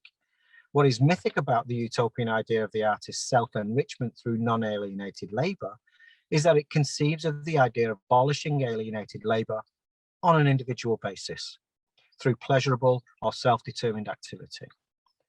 This was always a hideously privileged response to the problem of work. The problem of artistic labour, it has seemed, is overcome by rejecting the myth of the artist and subsequently treating the artist as something other than an artist in the established sense, an entrepreneur, a worker, an unpaid or underpaid precariat, a publicist, an employer, a celebrity, an activist. The artist is recast as a figure that does not embody the supposed features of the artist. This response is insufficient, I want to say, because it asks us to characterize the individual differently rather than asking us to pay attention to the networks and infrastructures that are necessary for the production of art. Consider also the example of de-skilling. Deriving directly from the Marxist theory of industrial labour, the application of de-skilling to artistic labour dispels the myth of the artist as a non-alienated labourer, only with a second myth. In all the key examples, from Marcel Duchamp to Rachel Whiteread, the skill in manufacturing the artwork is never reduced one iota in the production of de-skilled art. De-skilling in these instances refers to a social process in which skill is transferred from the artist to the fabricator. Insofar as the skill of the fabricator does not in any way compensate for the lack of the artist's skill, de-skilling in art has a mythic logic. Swapping the term artist for the term worker or producer sacrifices, I want to say, the specificity of artistic labour for the most generic category of labour. The same is true of more recently coined substitutions, such as the artist as semionaut, artist as precariat, artist as cognitariat, and the artist as service provider. This is why the sober alternatives to the hypertrophic portrayals of the artist are countermyths when they suppress the real social divisions that exist between artists and workers. Other countermyths present themselves with the same substitution. Is it possible to swap talk of the artist with talk of the worker without invoking the negative myth of the worker in the long and living tradition of derogatory cliches about the mob to the chav? Or even the idealized images of the worker as hero, breadwinner, revolutionary, or bearer of common sense. Worker is not the neutral term that finally dispels myth from the discourses of art. Alternatively, the attempt to recast the artist as a thinker or administrator may seem to avoid both the myth of the artist and the myths of the worker, but in fact achieves neither if it is recognized at the outset that intellectuals and administrators are intellectual laborers, and the artist is defined historically as distinct from manual laborers and artisans primarily by being associated with intellectual work.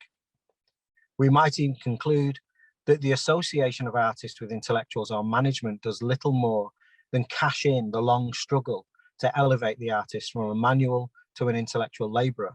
That is the real historical content of the myth of the artist.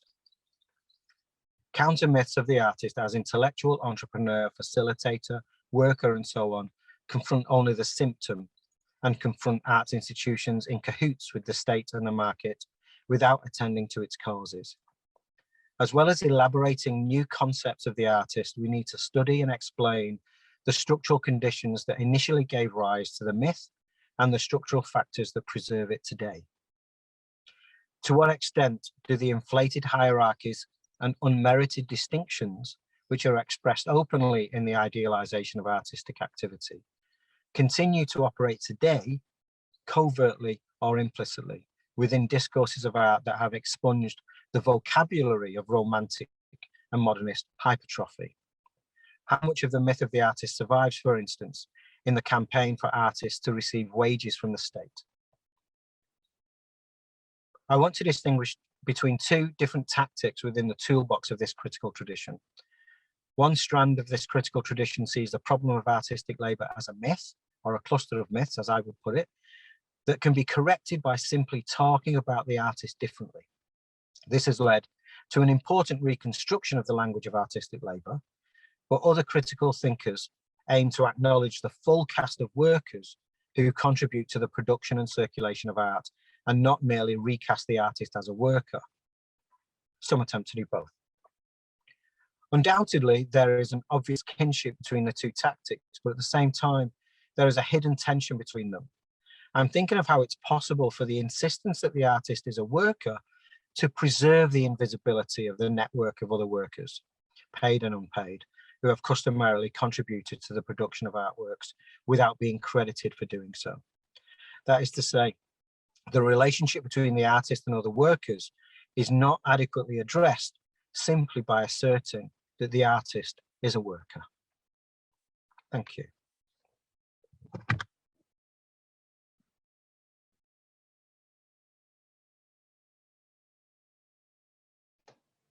Brilliant, thanks, Dave. We've already provoked some ideas and questions, so we'll hold on to what was definitely a great paper. So some thanks is coming through. I'm just aware of some of the time, some of the questions, and probably, if it helps, put them in the chat box as it is right now. Over to you, Victoria. And then after Victoria, well, a 10-minute break. Thank you. Thanks, Robert, and thanks, Dave, for your very thoughtful paper. And that's a lot to think about and chew on. And one of the thoughts that occurred to me in listening to everyone up until this point, and through the myriad and many conversations I've had with Robert leading up to this and meeting the others that are part of this today, is the notion of the invisible work of reflection and what happens when we reflect invisibly together. There's my starting point.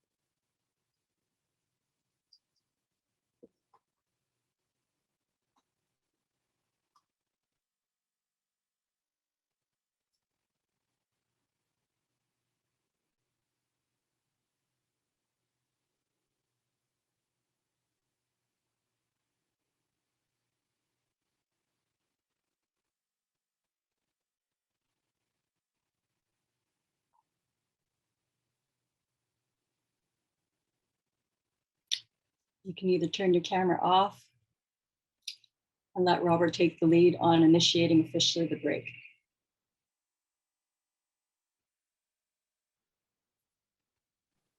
And with my camera off, yeah, if we could take a 10-minute break. And please, when you start, we'll start with my presentation, which is a pre-recorded video, which will be on YouTube. So I will not share my screen. I will put a link to in the chat box to the YouTube page where that video is located. So when you come back, I'll guide you to that. So 10 minutes from now, if we can reconvene at 4 o'clock. Thanks, everybody.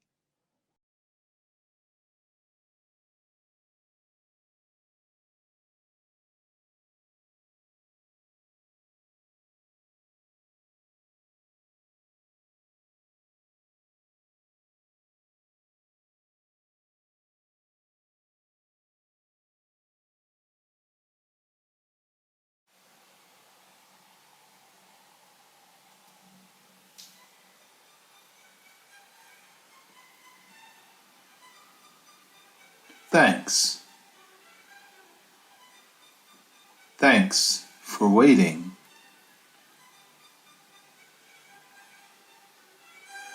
We know your time is precious. Your patience is greatly appreciated. Your patience is your time, and our time too. Because we are thinking what you are thinking about work. Work is coming through this call. Your call is in the queue. You are on the line. While you're waiting, we hope you don't mind us saying some things about the value of your work and value of your time and the value of your being well.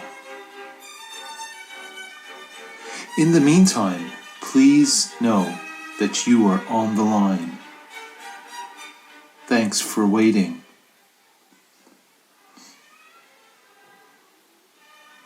While you are waiting, we recommend you take some notes. Using a notepad, for instance. The notes are for you and not really for us. To keep track of your work. Make orders for waiting in being there while waiting.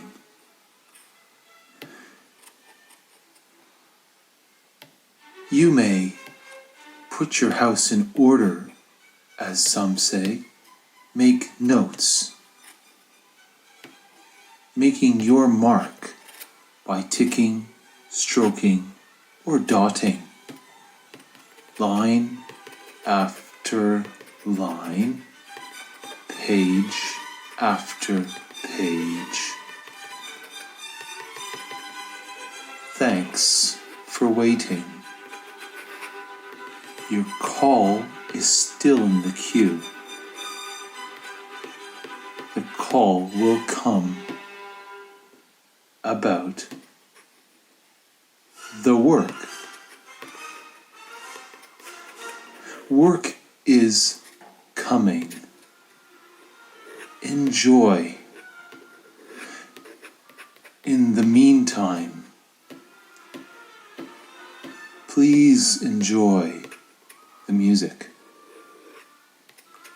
Thanks for waiting.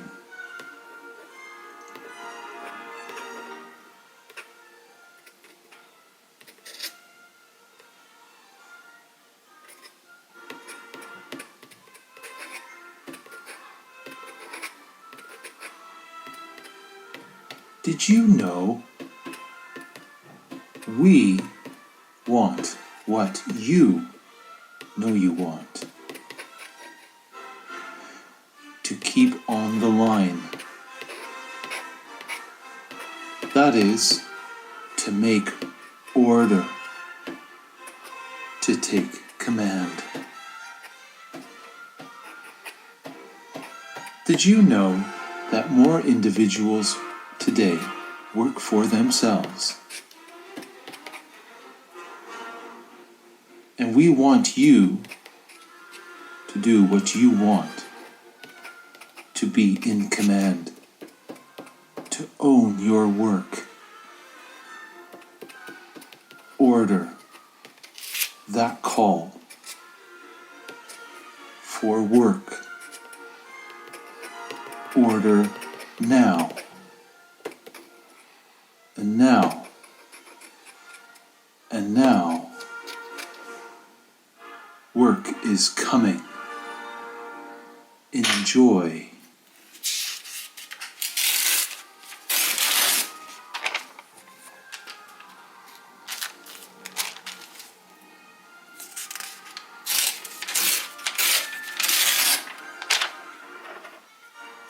Did you know that sometimes, in the meanwhile, the work is in the waiting? Boring? Hold on. Hold on. Work can be the feeling of waiting. Waiting as reserve.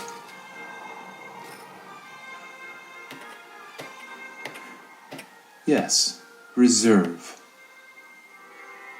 Being on hold. That is what might be called being in reserve.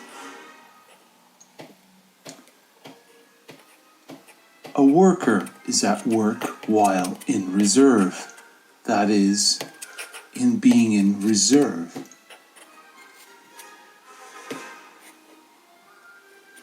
Like sitting there, reserved, holding on,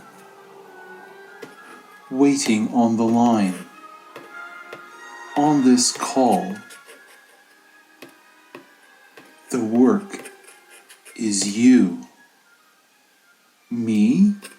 Yes, you.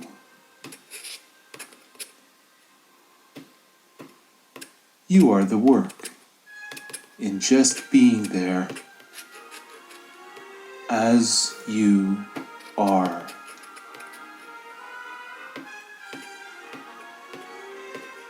You owe it to yourself. You are indebted to get to work. Thanks for waiting.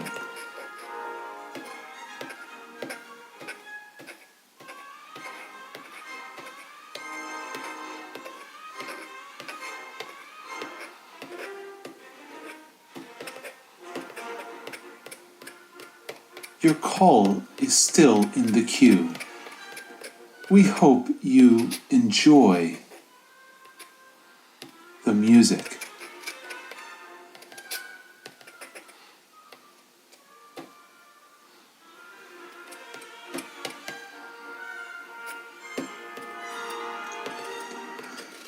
Did you know that when callers are waiting in the queue, are on the line, that they are working too? Yes? That's right. Did you know that every worker is in reserve? Every worker has potential. Every worker has energy to to move, to be flexible, to compete, to grow, to expand,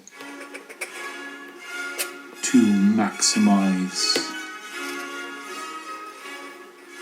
Indeed, to become, becoming, flowing, flowing, becoming.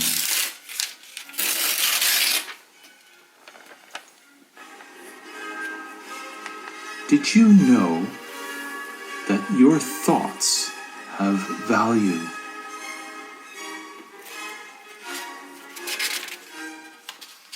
Think, for instance,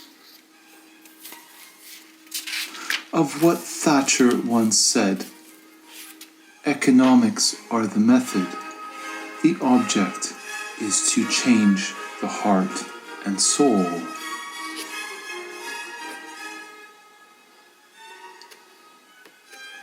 Do you have a soul? We know that you know it. Your soul is in being there. You may not think it. It may not even be thinkable, but you feel it. You don't think it. You feel your soul, your heart, the rhythm, pulse, flowing. Yes, it flows, it grows, it expands. It is everywhere, divine. Enjoy. Work is coming. Thanks for waiting.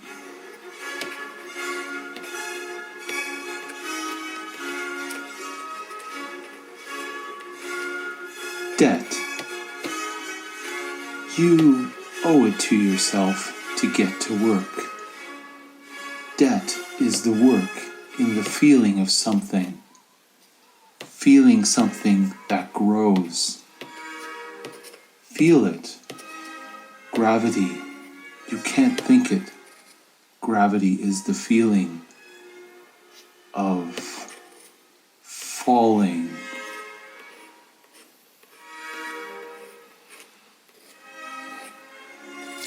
Some people say that debt is bad. We don't, and you shouldn't either. Debt can be the feeling of guilt, or debt can be the feeling of owing it to yourself to feel the unthinkable. You owing it to yourself to become one. Being as one. One heart. One soul. Soul. Being. Being in control. Does work give you control? Yes, you and us, we feel it. Taking back control. Make new orders, like putting your household in order, as Peterson says. Think about it. As Peterson says, if you are not willing to be a fool, you cannot be a master. Think about it. As Rand says, the question isn't who is going to let me. It's who is going to stop me.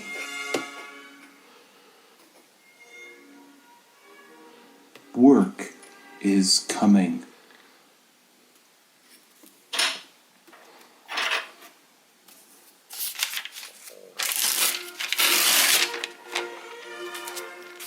Orders are being made. Thanks for waiting.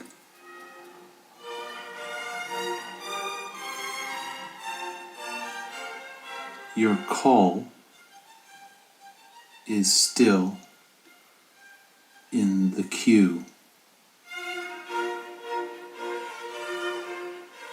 Hold on.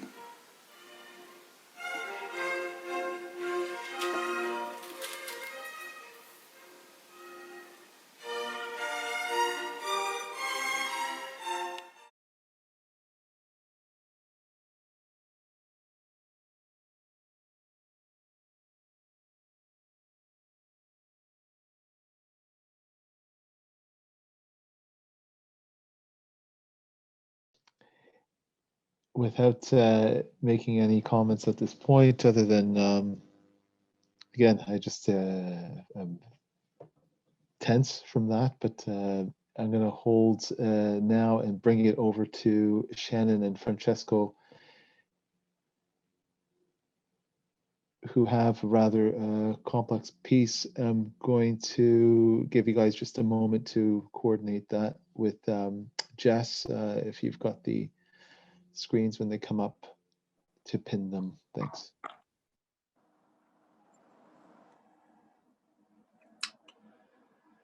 I think I'm in already. And so are you, Shannon, I believe.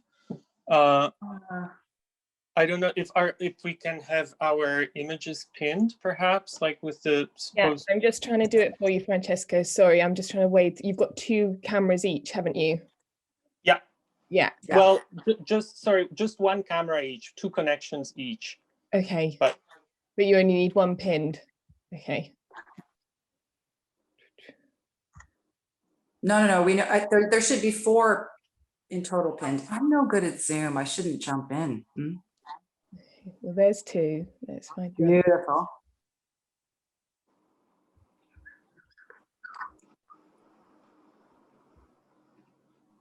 yeah, here, I mean, this could work. Yeah, can you hear me, Shannon? I can hear you. Yeah. But Fran, do you want the other 2 screens pinned as well, or do you care? Up to you. I think this is good. What do you think?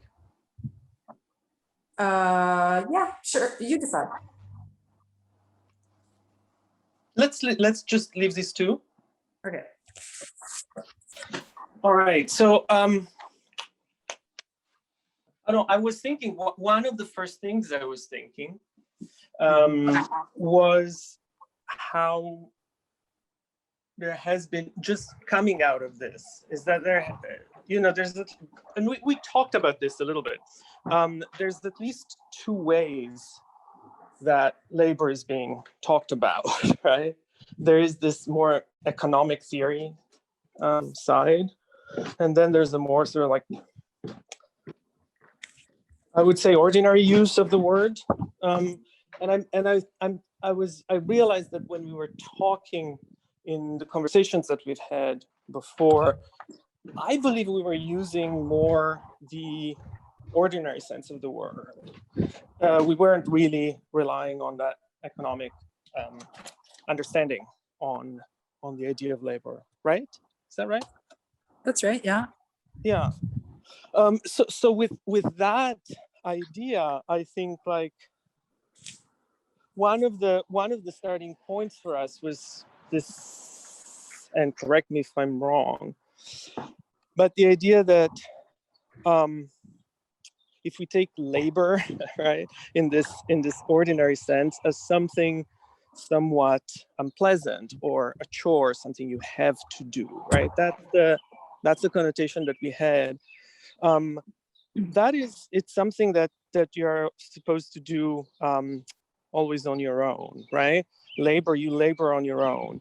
And co-laboring, laboring together, collaborating, you have to modify the word to suggest that.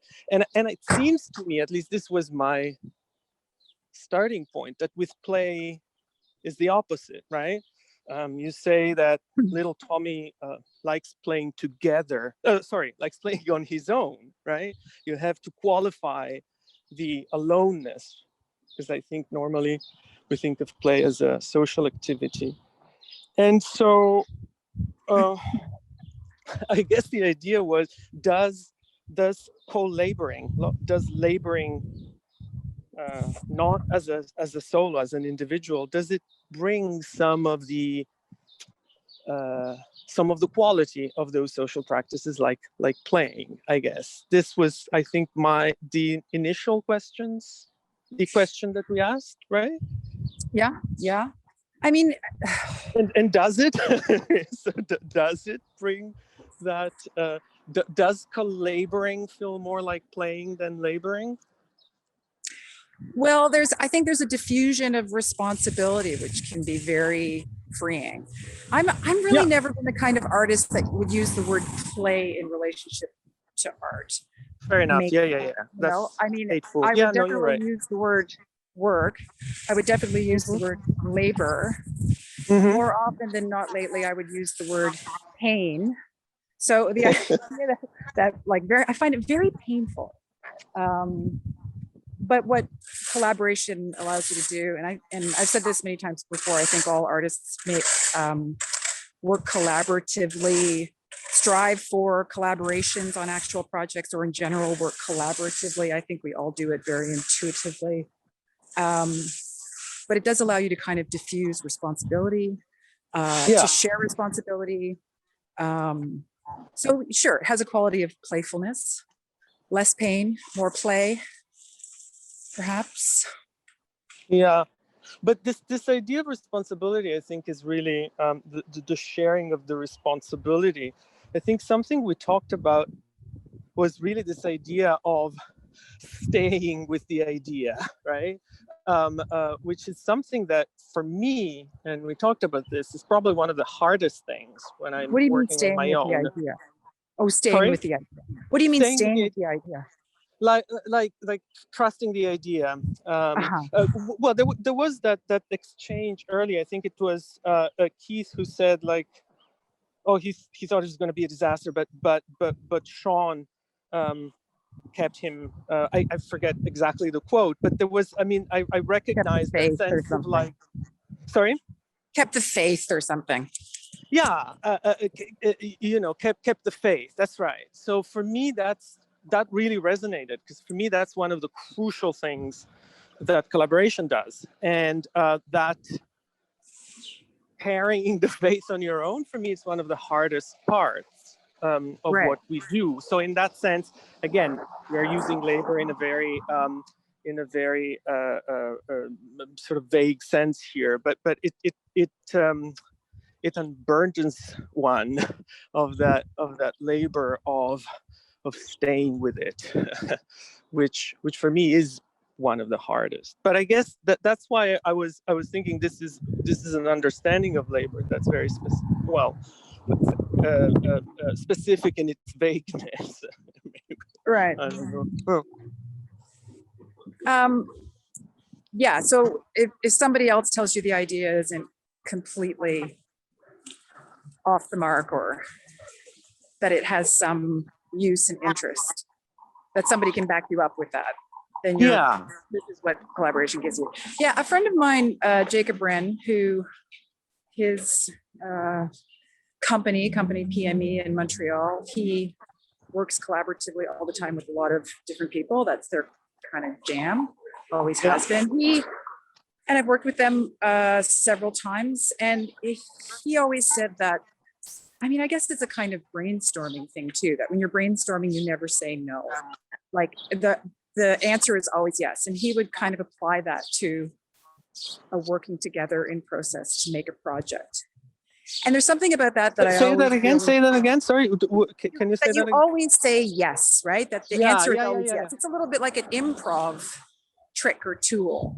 And I always thought that was kind of interesting and amazing and so idealistic, because if you're always saying yes, then I often feel like you can't move forward and make decisions. So I'm just wondering, like, maybe you can say something about, like, what's your collaboration style? Like, are you somebody who's more prone to say yes or to say no, or maybe so? I don't know, maybe so, probably, but it also So yeah, you're definitely a maybe so. maybe so, but no, but I guess it really depends. I mean, I feel like I collaborate quite differently with different people. Don't you feel the same? I mean, I don't feel like I have a. I mean, that's part of the collaboration is to figure out the terms of that specific collaboration, I guess. Right. Yeah. Isn't it? Yeah. Because yeah. I mean, I think, well, like I said before, I think artists are collaborating all the time, but if you find, but it's very rare that you find someone to work with that there's a kind of special simpatico, right? It doesn't come, it doesn't always arrive. Yeah, for sure. But I think, like, in terms of that, of those different ways of co-laboring or collaborating, I think something that came out of one of our previous conversations that I thought was interesting was really this tension between let me think how to put this.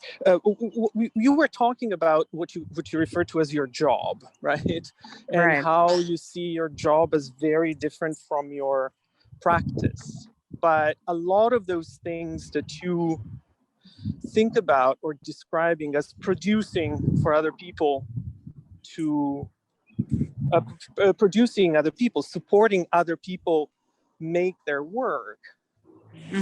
I think they come very close to collaborations, and I guess this is where we sort of kind of differed a little bit, if I understand correctly our exchanges. You were quite adamant that, something that,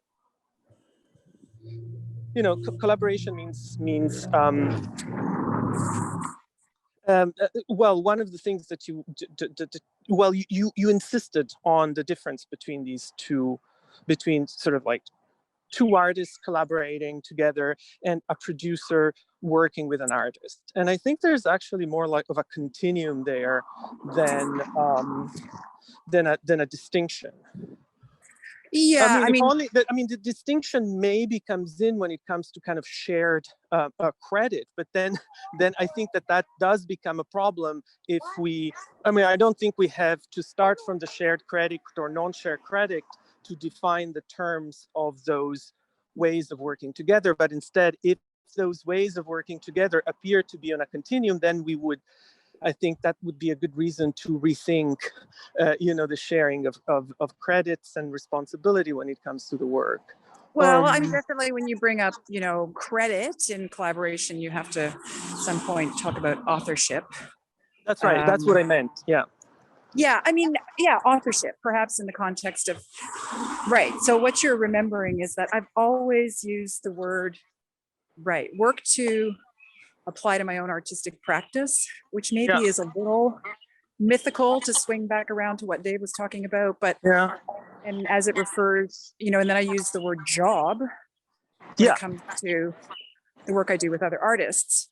Although, and I've done that I've always done that, there's my work and there's my job. And there's something about having a job that is executable, right? It's a thing that you execute.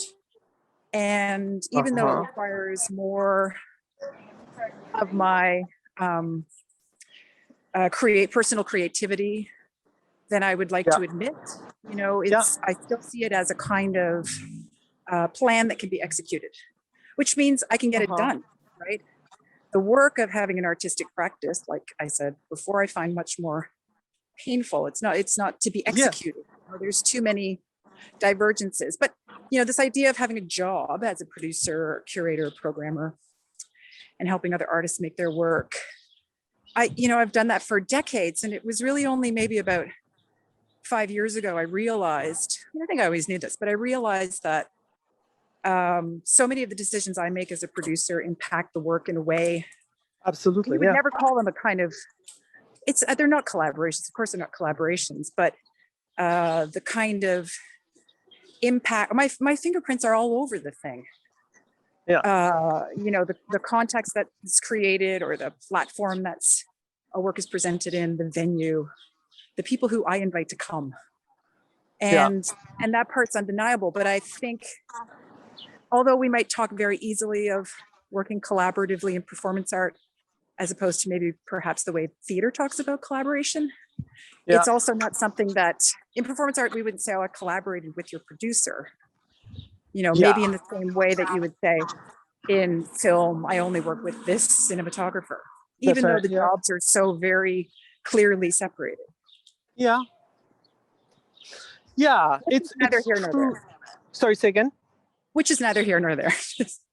No. It makes a lot of sense. But there was something, and sorry, I mean, this is a conversation that I would love also to continue. But there was something at the beginning of what you said, as you set it up, in distinguishing the difference between your job and your work, right? There is something about the job that is somehow manageable. And what's the word you used? It's executable. You can executable, right? Plan. Whereas the work is something that is more burdensome. And I wonder, like, if we're circling back to this idea of the burden is like you are responsible. And of course, again, I also was thinking about Dave's talk, like this. There's the way of this mythology, that this is the work, right? And so again, it's this idea that collaboration somehow relieves you of that, or there's the shared a sharing of that. I keep going back to that, I guess. I keep going back to my starting point in a sense, because that for me was quite key when we thought about this as a discovery, right? That is for me often what really is appealing about collaboration, is that sharing of that, that responsibility, that kind of not fear of non-executability in a sense. Yeah, right? Fear of non-executability. Have you seen Formula One on Netflix? I started because you told me to, but I just started, but because you were telling me about the pit stop. Yeah. Right. Completely different field. Of course, they wouldn't talk in these same terms of collaboration, but co-laboring together. It's really the way they work in Formula One, the cars, the pit stops, the crew. It's really a kind of choreography. It's more like dance than it is like anything else. But I thought it had an interesting kind of relationship to this whole conversation, also around mythology, because there's this, they spend an entire year, these teams, there's only 20 teams in Formula One around the world. There's like 20 teams, 20 drivers, that's it. The whole sport is made up of these 20 people. And they spend the entire year making these cars, for this sort of roster of 20 races. And even though at the end of the day, it's this one guy who drives the car, and if this guy crashes the car, the whole thing is over. And, right. Which they do with surprising frequency, crashing. And this is a risk that's taken, not a big, it's something that might potentially happen, but they don't talk about, although it's highly collaborative, they don't talk about collaboration in the same ways. And yet they have this kind of hero mythology around the driver. This kind of celebrity and hero mythology, but there's something a little bit laid back about it too. Oh, it's a team thing.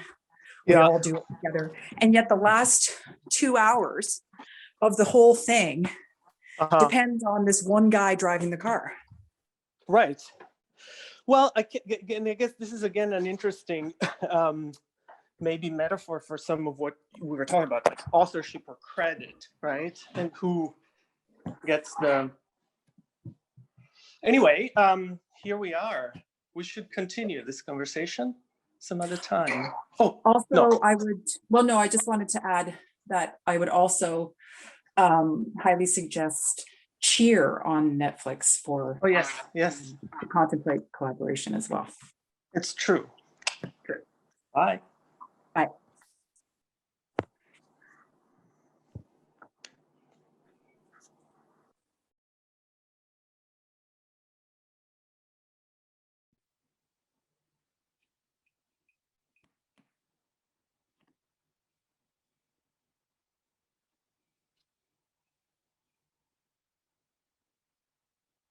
Thanks, Robert. Thanks, Shannon and Francesco. Thank you. I believe we are really done. Yeah, that's a nice way. Can you hear me? Can you hear me? Is my audio working? Yeah, it's working. Yeah, okay, thanks. Wow, okay, so there we are. We are actually before time. I was expecting probably about 5 o'clock for the Q&A. I feel like we've just been speaking and actually hearing that after Bojana's absolutely, invigorating, intense piece, which was very much kind of almost it's the question of words and language, I think, is going to be having something to pick up on over here at some point, especially about the notion of conversation. And perhaps Victoria and I, we've been speaking for ages, getting this, actually the kind of the roots of this whole event has been around some kind of element of the dialogue.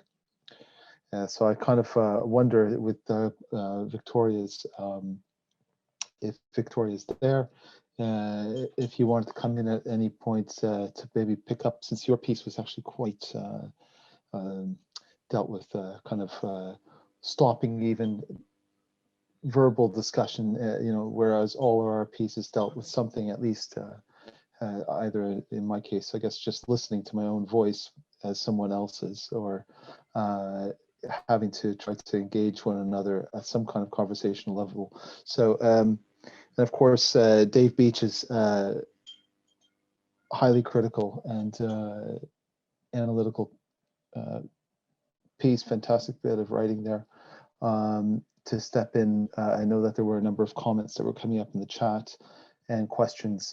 So without further ado, it's open up. I don't really know if I should be fielding any kind of questions at this point, but I thought maybe we could just at least start off, if you're comfortable, Victoria, the question of conversation or dialogue, maybe going back to this thing about stopping work, or what are we stopping, or perhaps continuing off the back end of Francesco and Shannon's. Well, two thoughts that occurred to me there. Paradoxically, yes, Robert and I spent a lot of time talking about dialogue, and arriving in this context, I realized that it was mostly to be sitting and thinking about the notion of what it means to be making the invisible work of reflection visible. That one of the ways that happens is through dialogue, but what happens just before the dialogue? What is that space of collective reflection before you intake of breath, open mouth, and start to speak? There's that whole realm, and when we're in dialogue, we don't necessarily slow down that space. We're not called to generally, unless there's pregnant pause, unless there's a need to really reflect. But in various ways, even the presentations we saw today, that reflection happened prior to us all showing up here today, right? So and those dialogues. So I was curious to think about, what is that space when we're in it together before we actually open mouth to speak, or so that's one thought coming in. And what was the second? What was the second thing you said, Robert? Reflecting on our dialogue, but there was a second part that you'd said, and I wanted to say something. Well, the question about stopping Oh, yes. was, So, which yes, is, and I'm exactly. trying to go back to the chat. I actually, so I copy pasted it so that I'd be able to find it easily. So what does stopping mean and in what context? Stop from labor, from activity, and is stopping something that requires motivation or stopping the lack of motivation? This is one of the reasons why I enjoy actively that question, because I can't see it not in relation even to the whole kind of COVID pandemic context. Motivation is a funny word to deploy in this question. And at the same time, I feel like it's so apt and appropriate because that is the question. What are we stopping from? All? Potentially it's everything stopping, right? As we all experienced very early in the pandemic. And then there's a refinement of, well, wait, is it a stopping of the work or the rest? Or how does it also, in a contradictory inattention way, put those ideas in tension that can be kind of, well, productive, that can spark another thought around where does the stopping happen and for what purpose and at what juncture on this continuum? Because the work and the play and all the ways in which it's been articulated, say in Francesca's and Shannon's conversation just now, and the work and working through as has been articulated through previous presentations earlier today, are all on this continuum of, so those are, maybe I'll stop there and let anyone else who wants to jump in with thoughts, but that's what I immediately come with to the table here. How do we create productive tensions through these questions that we're asking and these thoughts that we're invisibly reflecting on, and then making visible those reflections? Yeah, before, I think this is a cue kind of to open up to everybody with the provocation of stopping. Of course, we're at the end, supposedly the end over here, but I put on board the notion of working through, which is a kind of repetition.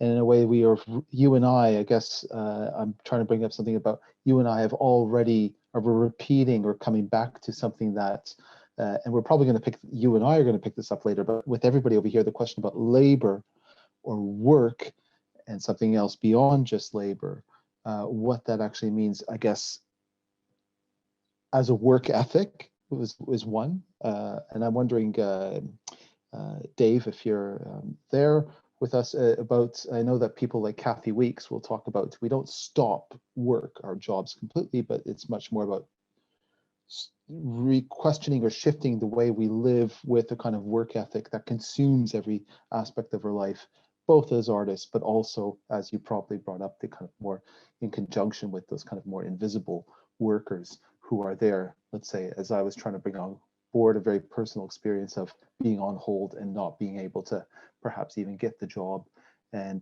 be part of, whether it's, the kind of artistic regime, market, or the broader ability to count, to be recognized as a human being, as a citizen who has a job, per se, right? So are we to stop completely? No. Are we to live our life and continue? I would hope so. Laura, I was wondering then about the question of enthusiasm, which is something you brought up. And I feel like what we're doing right now is almost having to be enthusiastic to continue this, or to find that we're getting to a point of, well, exhaustion was also brought up with you, Victoria. I don't know, Laura, if you wanted to pick up and maybe tell us more about the notion of enthusiasm. Yeah, well, first of all, I wanted to thank everyone because this was so good. Like I'm at first thought, oh, it's gonna be really long, and now I'm just like, what?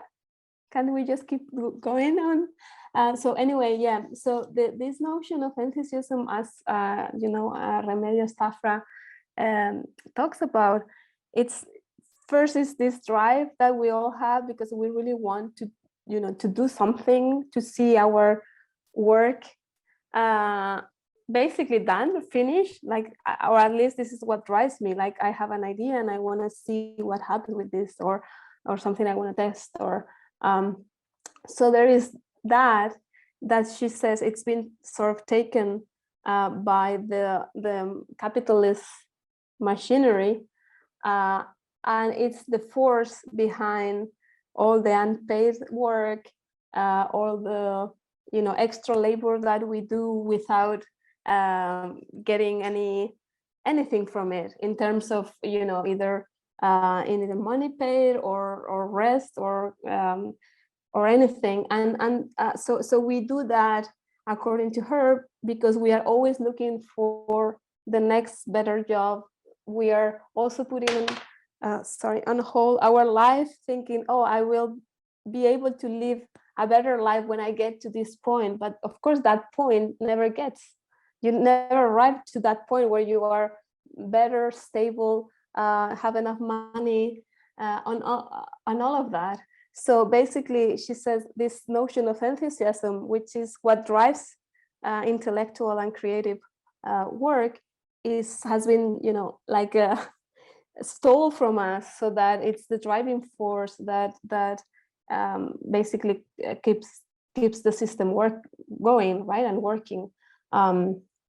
So I mean, I totally can see myself there.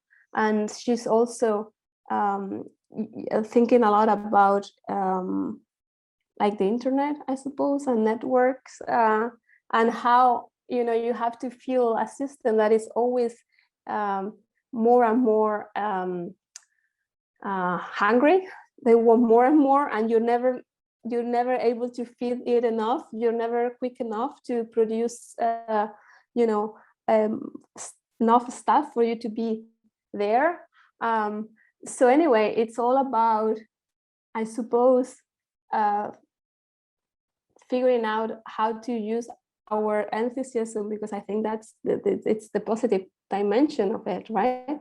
How to use our driving force that keeps us thinking and keeps us wanting to think through issues, keep that, I don't know how, away from this whole system value that has stole that force from us in a way. Yeah, I'm not sure. I'm still thinking through all of this, but it's almost rather cruel to think that we're going to be here trying to come to clear conclusions in a certain way, or we're having to talk about each other's works immediately, The way I wonder about an artwork, and Bojana, even going back to Keith and with Sean, we're talking about the elements of disruption, which seems to be a kind of trope that gets used quite abundantly throughout, arts and culture today, maybe from a certain kind of ideological perspective. What is the role of the disruption, or I don't know if you have any comments or if anything you want to pick up on the role of, I'm losing my train of thought over here. See, this is what's happening.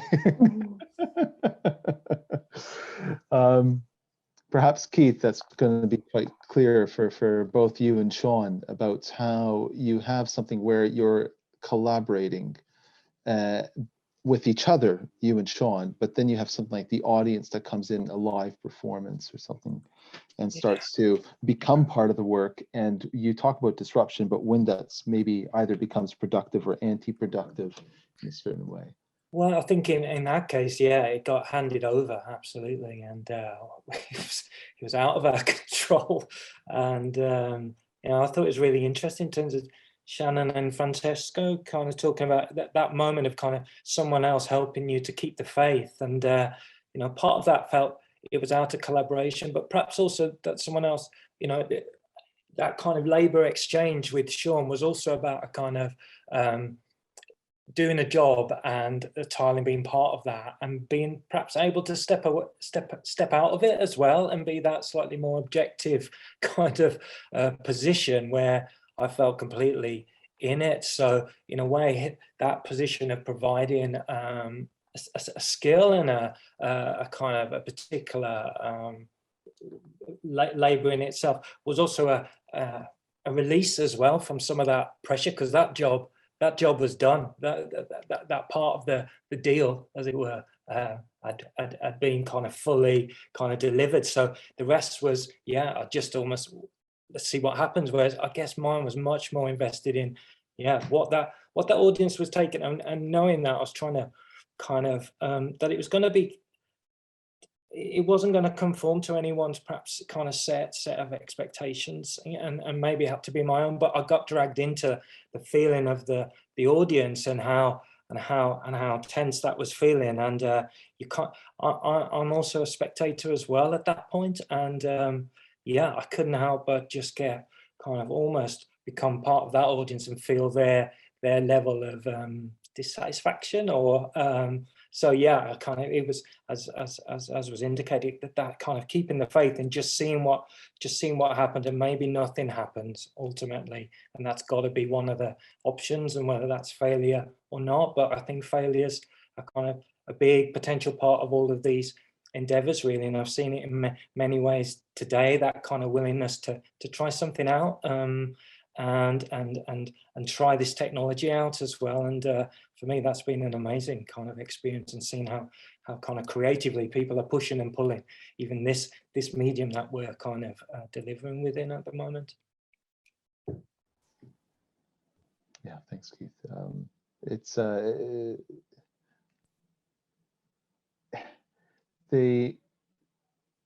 now you bring in the other question about failure that keeps coming up, but almost is that well, I mean, yeah, what can we afford to use something like failure within a subject matter like work or making labor, maybe in terms of making it playful, you know, I guess in terms of is that something that we are using rather flippantly in certain levels to provoke a kind of enthusiasm again, of questioning, of thinking, of being, I guess, the kind of, I think Dave, you brought up this question, that notion at one point about the artist being also as a kind of the intellectual administrator, but also somebody who's clever in a certain way. But and then Boyana, of course, you brought in, you interjected during Dave's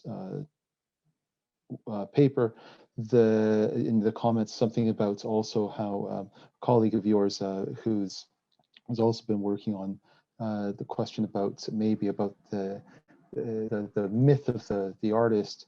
Is this also in the kind of vicinity about questions around failure of that kind of myth?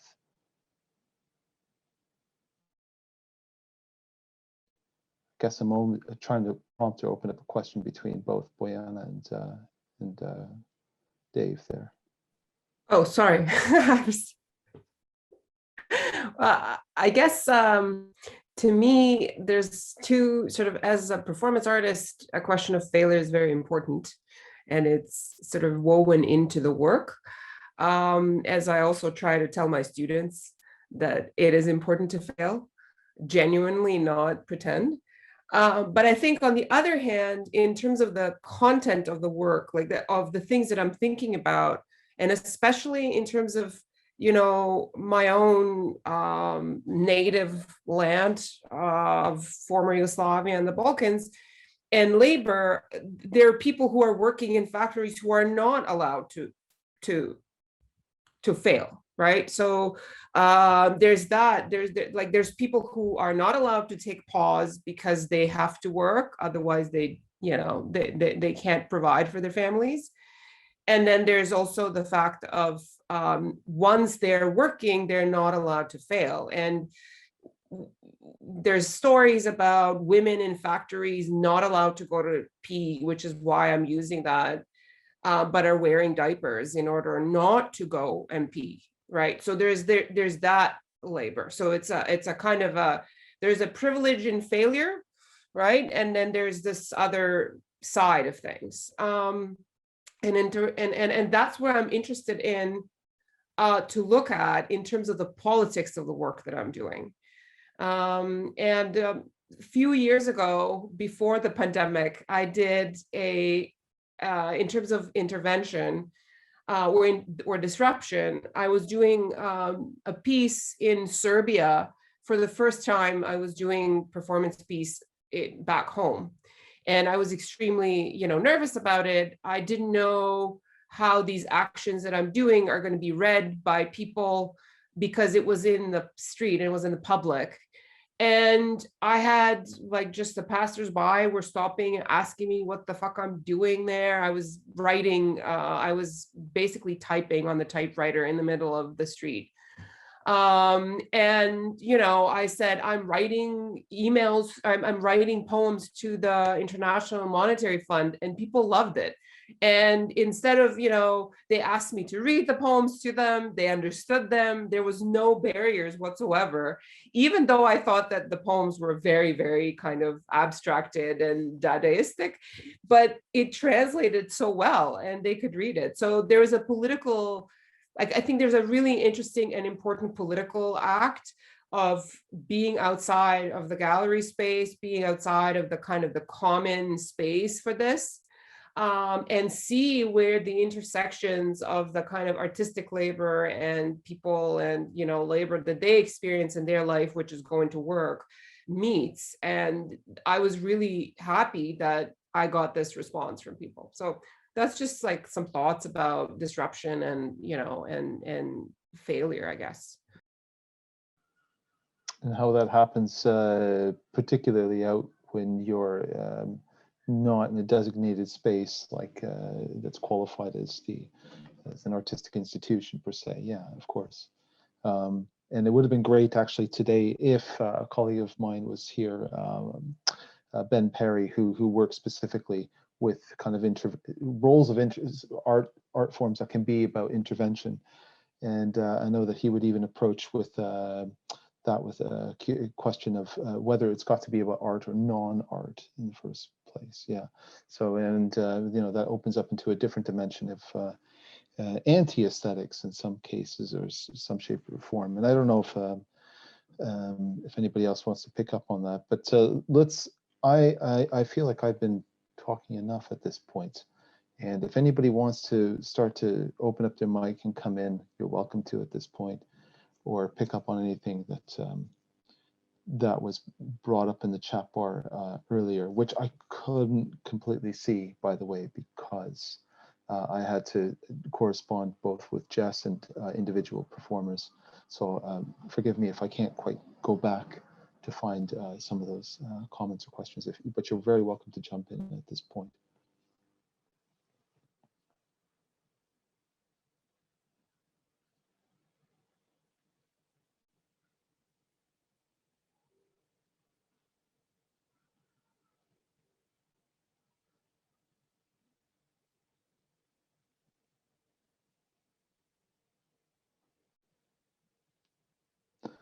As it happens. The internet silence. Exactly. Yeah.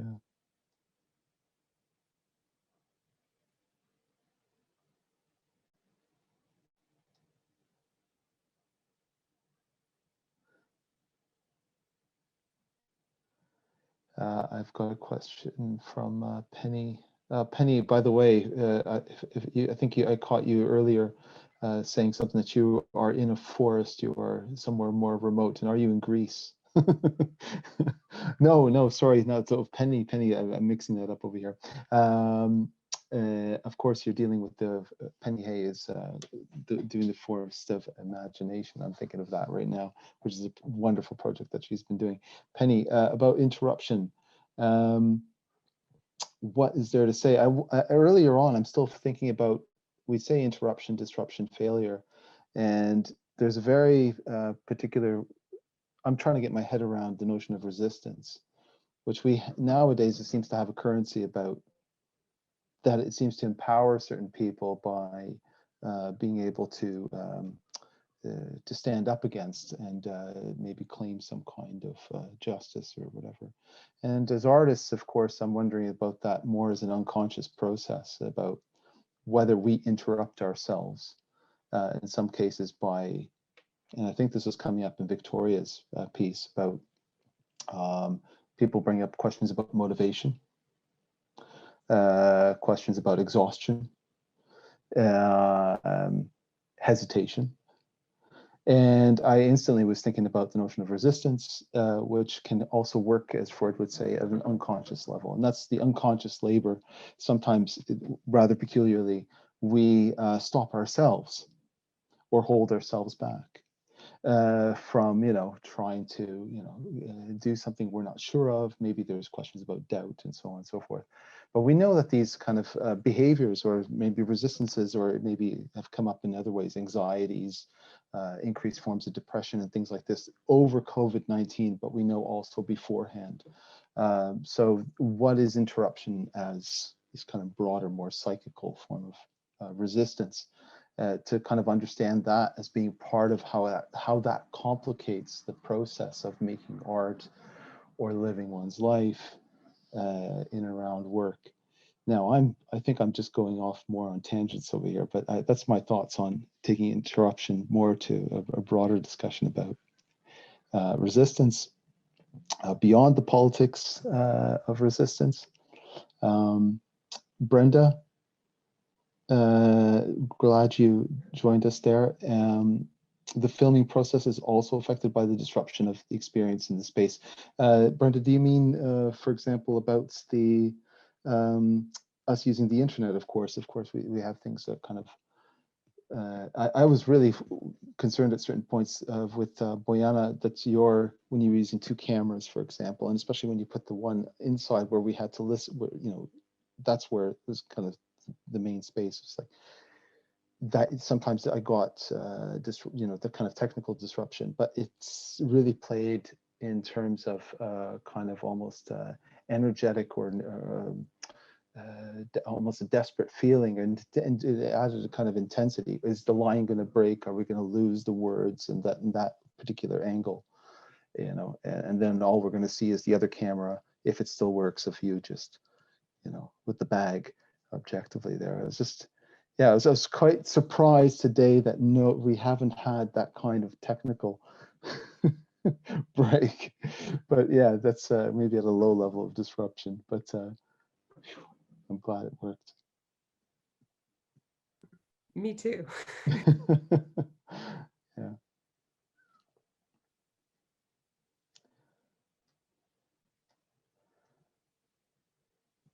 Well, I guess I could say a little tiny thing about failure.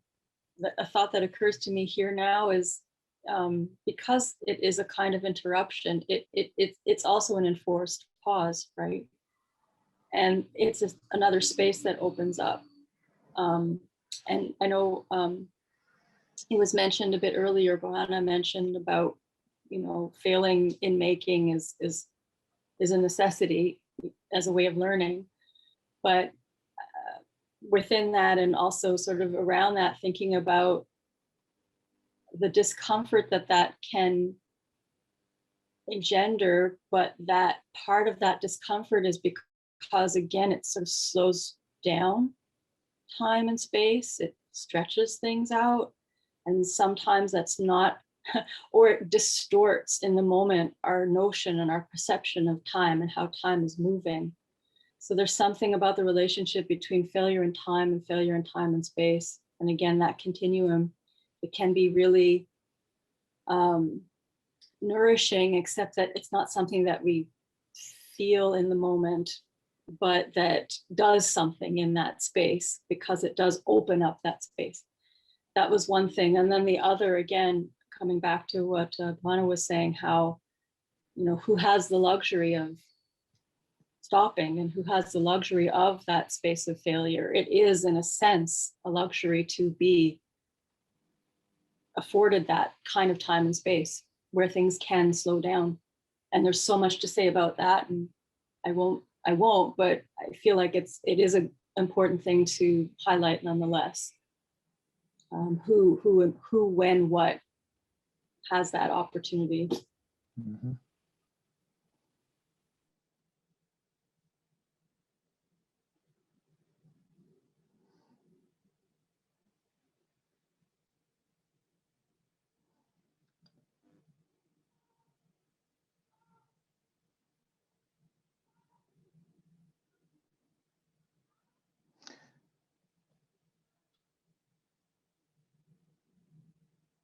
Jungen, thanks. I can't even hear myself say the word thanks by now. Sorry. Can I say a bit more about the scalpel in the video? Anything to do with waiting?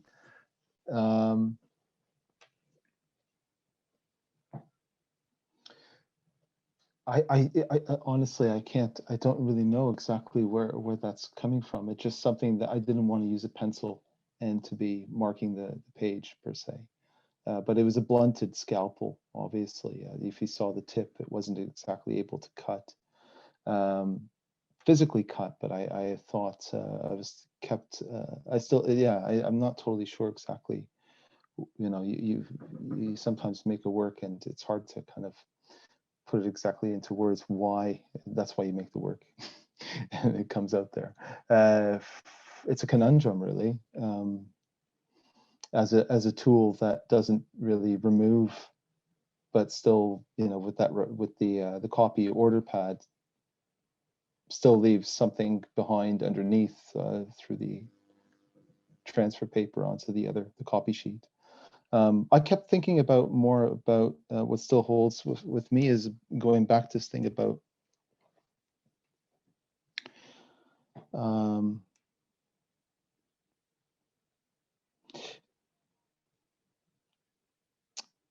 well, a few people have brought this up, this notion of invisibility, but I'm still wondering about the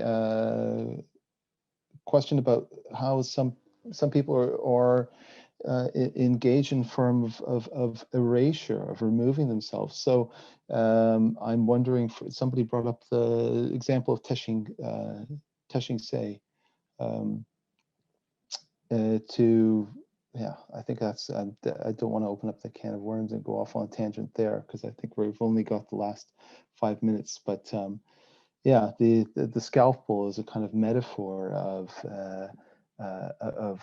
refusal to really engage with something, and to almost, in some ways, to in some actions, to almost make ourselves invisible or erase, or by proxy. That's how sometimes that will happen, in terms of not as artists, but so much also, but also as people who are seeking jobs. And I'm thinking about very personal experiences on this, not just with myself, but from a broader community around where I was growing up. So that was very, well, that's a longer conversation, Jungen, if you want to pick up on that one. I'm just looking at the time. I did set the end for about, so-called end, for 5:30, but I can see that the conversations are slowing down per se. I am tempted, of course, to still hear a bit more from Shannon and Francesco, if you wanted to pick up any further about labor and collaboration.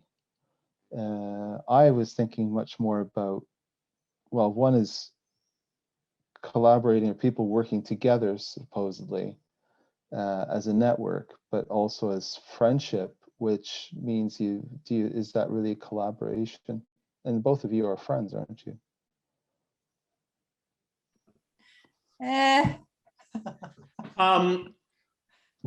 Yeah, but I don't think, I mean, are you asking, Robert, if there cannot be a collaboration between friends? I mean, I'm very tired, so I may have misunderstood what you said. Is that what you were asking? Or like, where is not asking, but I mean, was that what you were putting on the table, the idea of friendship and collaboration as being possibly? Yeah, just to say more, there's friendship at certain levels. One is to just have a chat per se. Another would be utility, like you do me a favor, I do you a favor. And then there's, for some people like Michel Fontaine, there's only one kind of friendship, and it's none of these. It's not utility, it's not using one another or exchanging favors or having just a chit chat.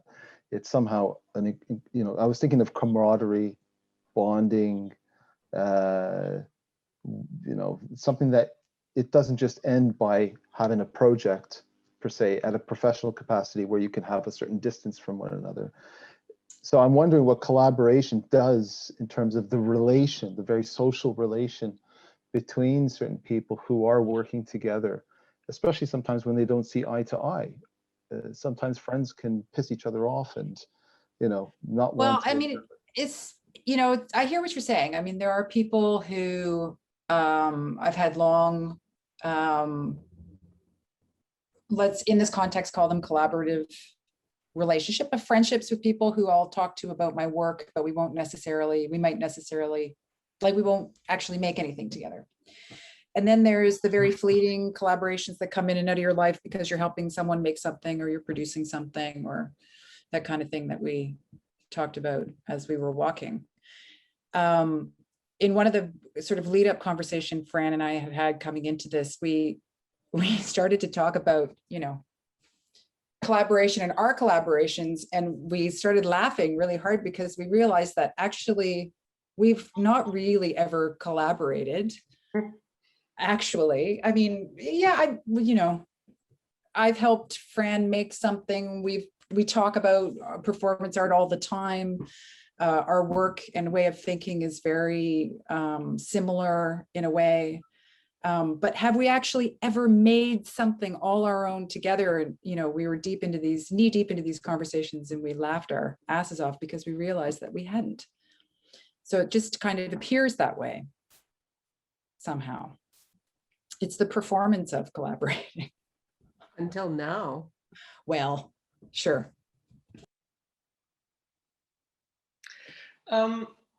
It's an interesting question. I mean,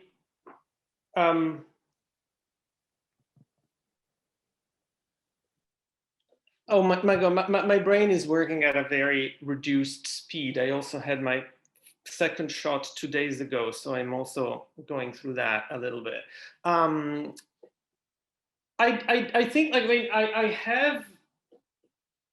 I don't think that friendship is necessary, of course, as a condition for collaborating. But I think that some kind of interest that goes beyond a specific project or some kind of investment in the other person's practice, whatever that might be, is a necessary condition. Precisely because otherwise, if there isn't this kind of sort of slightly wider shared world aside from that specific project, otherwise it does turn into one of those things of like, well, I work with you because I need this specific skill that you have, or this specific, and that is not really a collaboration, right? For something to be a genuine collaboration, I think there is something that goes beyond that focus, that specific focus on a project, I think. I mean, this is my experience, at least. But this is one of the things that Shannon and I were sort of debating about, because a lot of the things we've done together, I would call collaborations, and she wouldn't. You know, so I think that's interesting. I mean, because I see more of a continuum where I think you see more of a divide, Shannon, in that, you know, oh, this is my piece and you're just performing in it, into like, this is our, I mean, I think there's a big spectrum there. I mean, this comes perhaps, and maybe this is just to have a specific reference. I mean, I worked a lot in the past with scores and other people's scores, but we're talking about scores like a Fluxus score, which is so open that, of course, the performance is, I mean, the score is the score, and the score is, you know, there's an authorship there, but I think that you are, as an artist, taking up a score that's just like a very vague poetic prompt and doing something with it.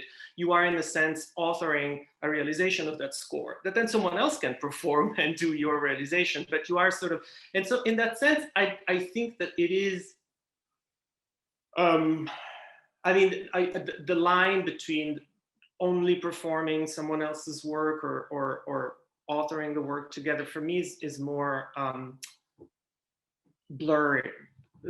I mean, I think like having done a lot of work in that sort of realm of sort of experimental music meets performance, working on this type of scores, and I've experienced working with people, working on other people's scores, having other people perform my scores. I've experienced very different degrees of this, you know, how much the person was actually doing something with the score that was way beyond the score, was a score of mine, and vice versa. So that's, I think that's where that my sense of the blurredness of the distinction comes from. If that makes sense.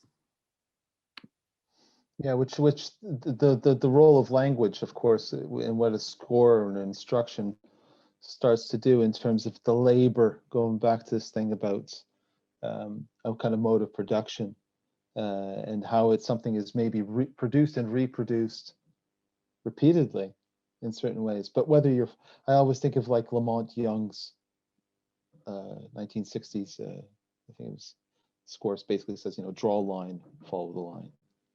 And it seems to be in the kind of crux of that sort of thing, of taking somebody's orders almost, I guess, going back to, I guess, what still echoes in my head from having done the piece that I did. I'm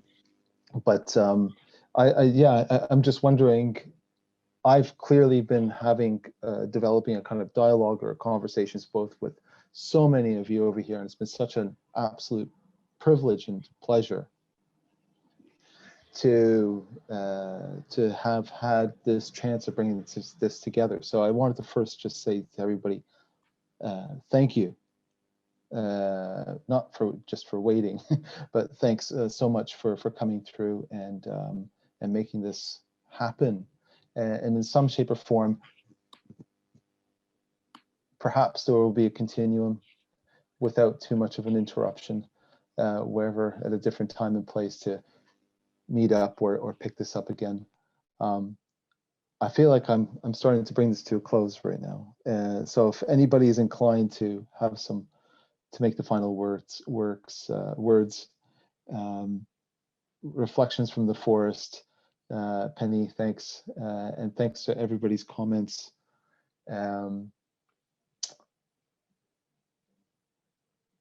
Perhaps this is the way to bring this to an end, perhaps. Thank you very much, everyone. Thanks, Robert. Thank you, everyone, for being here. Thank you, everyone who helped. Thank you, Robert. The technical stuff work. Thanks. Also, a big thanks in the background to Jess. Yes. You know, here we are talking about even labor at all those different divisions. I'm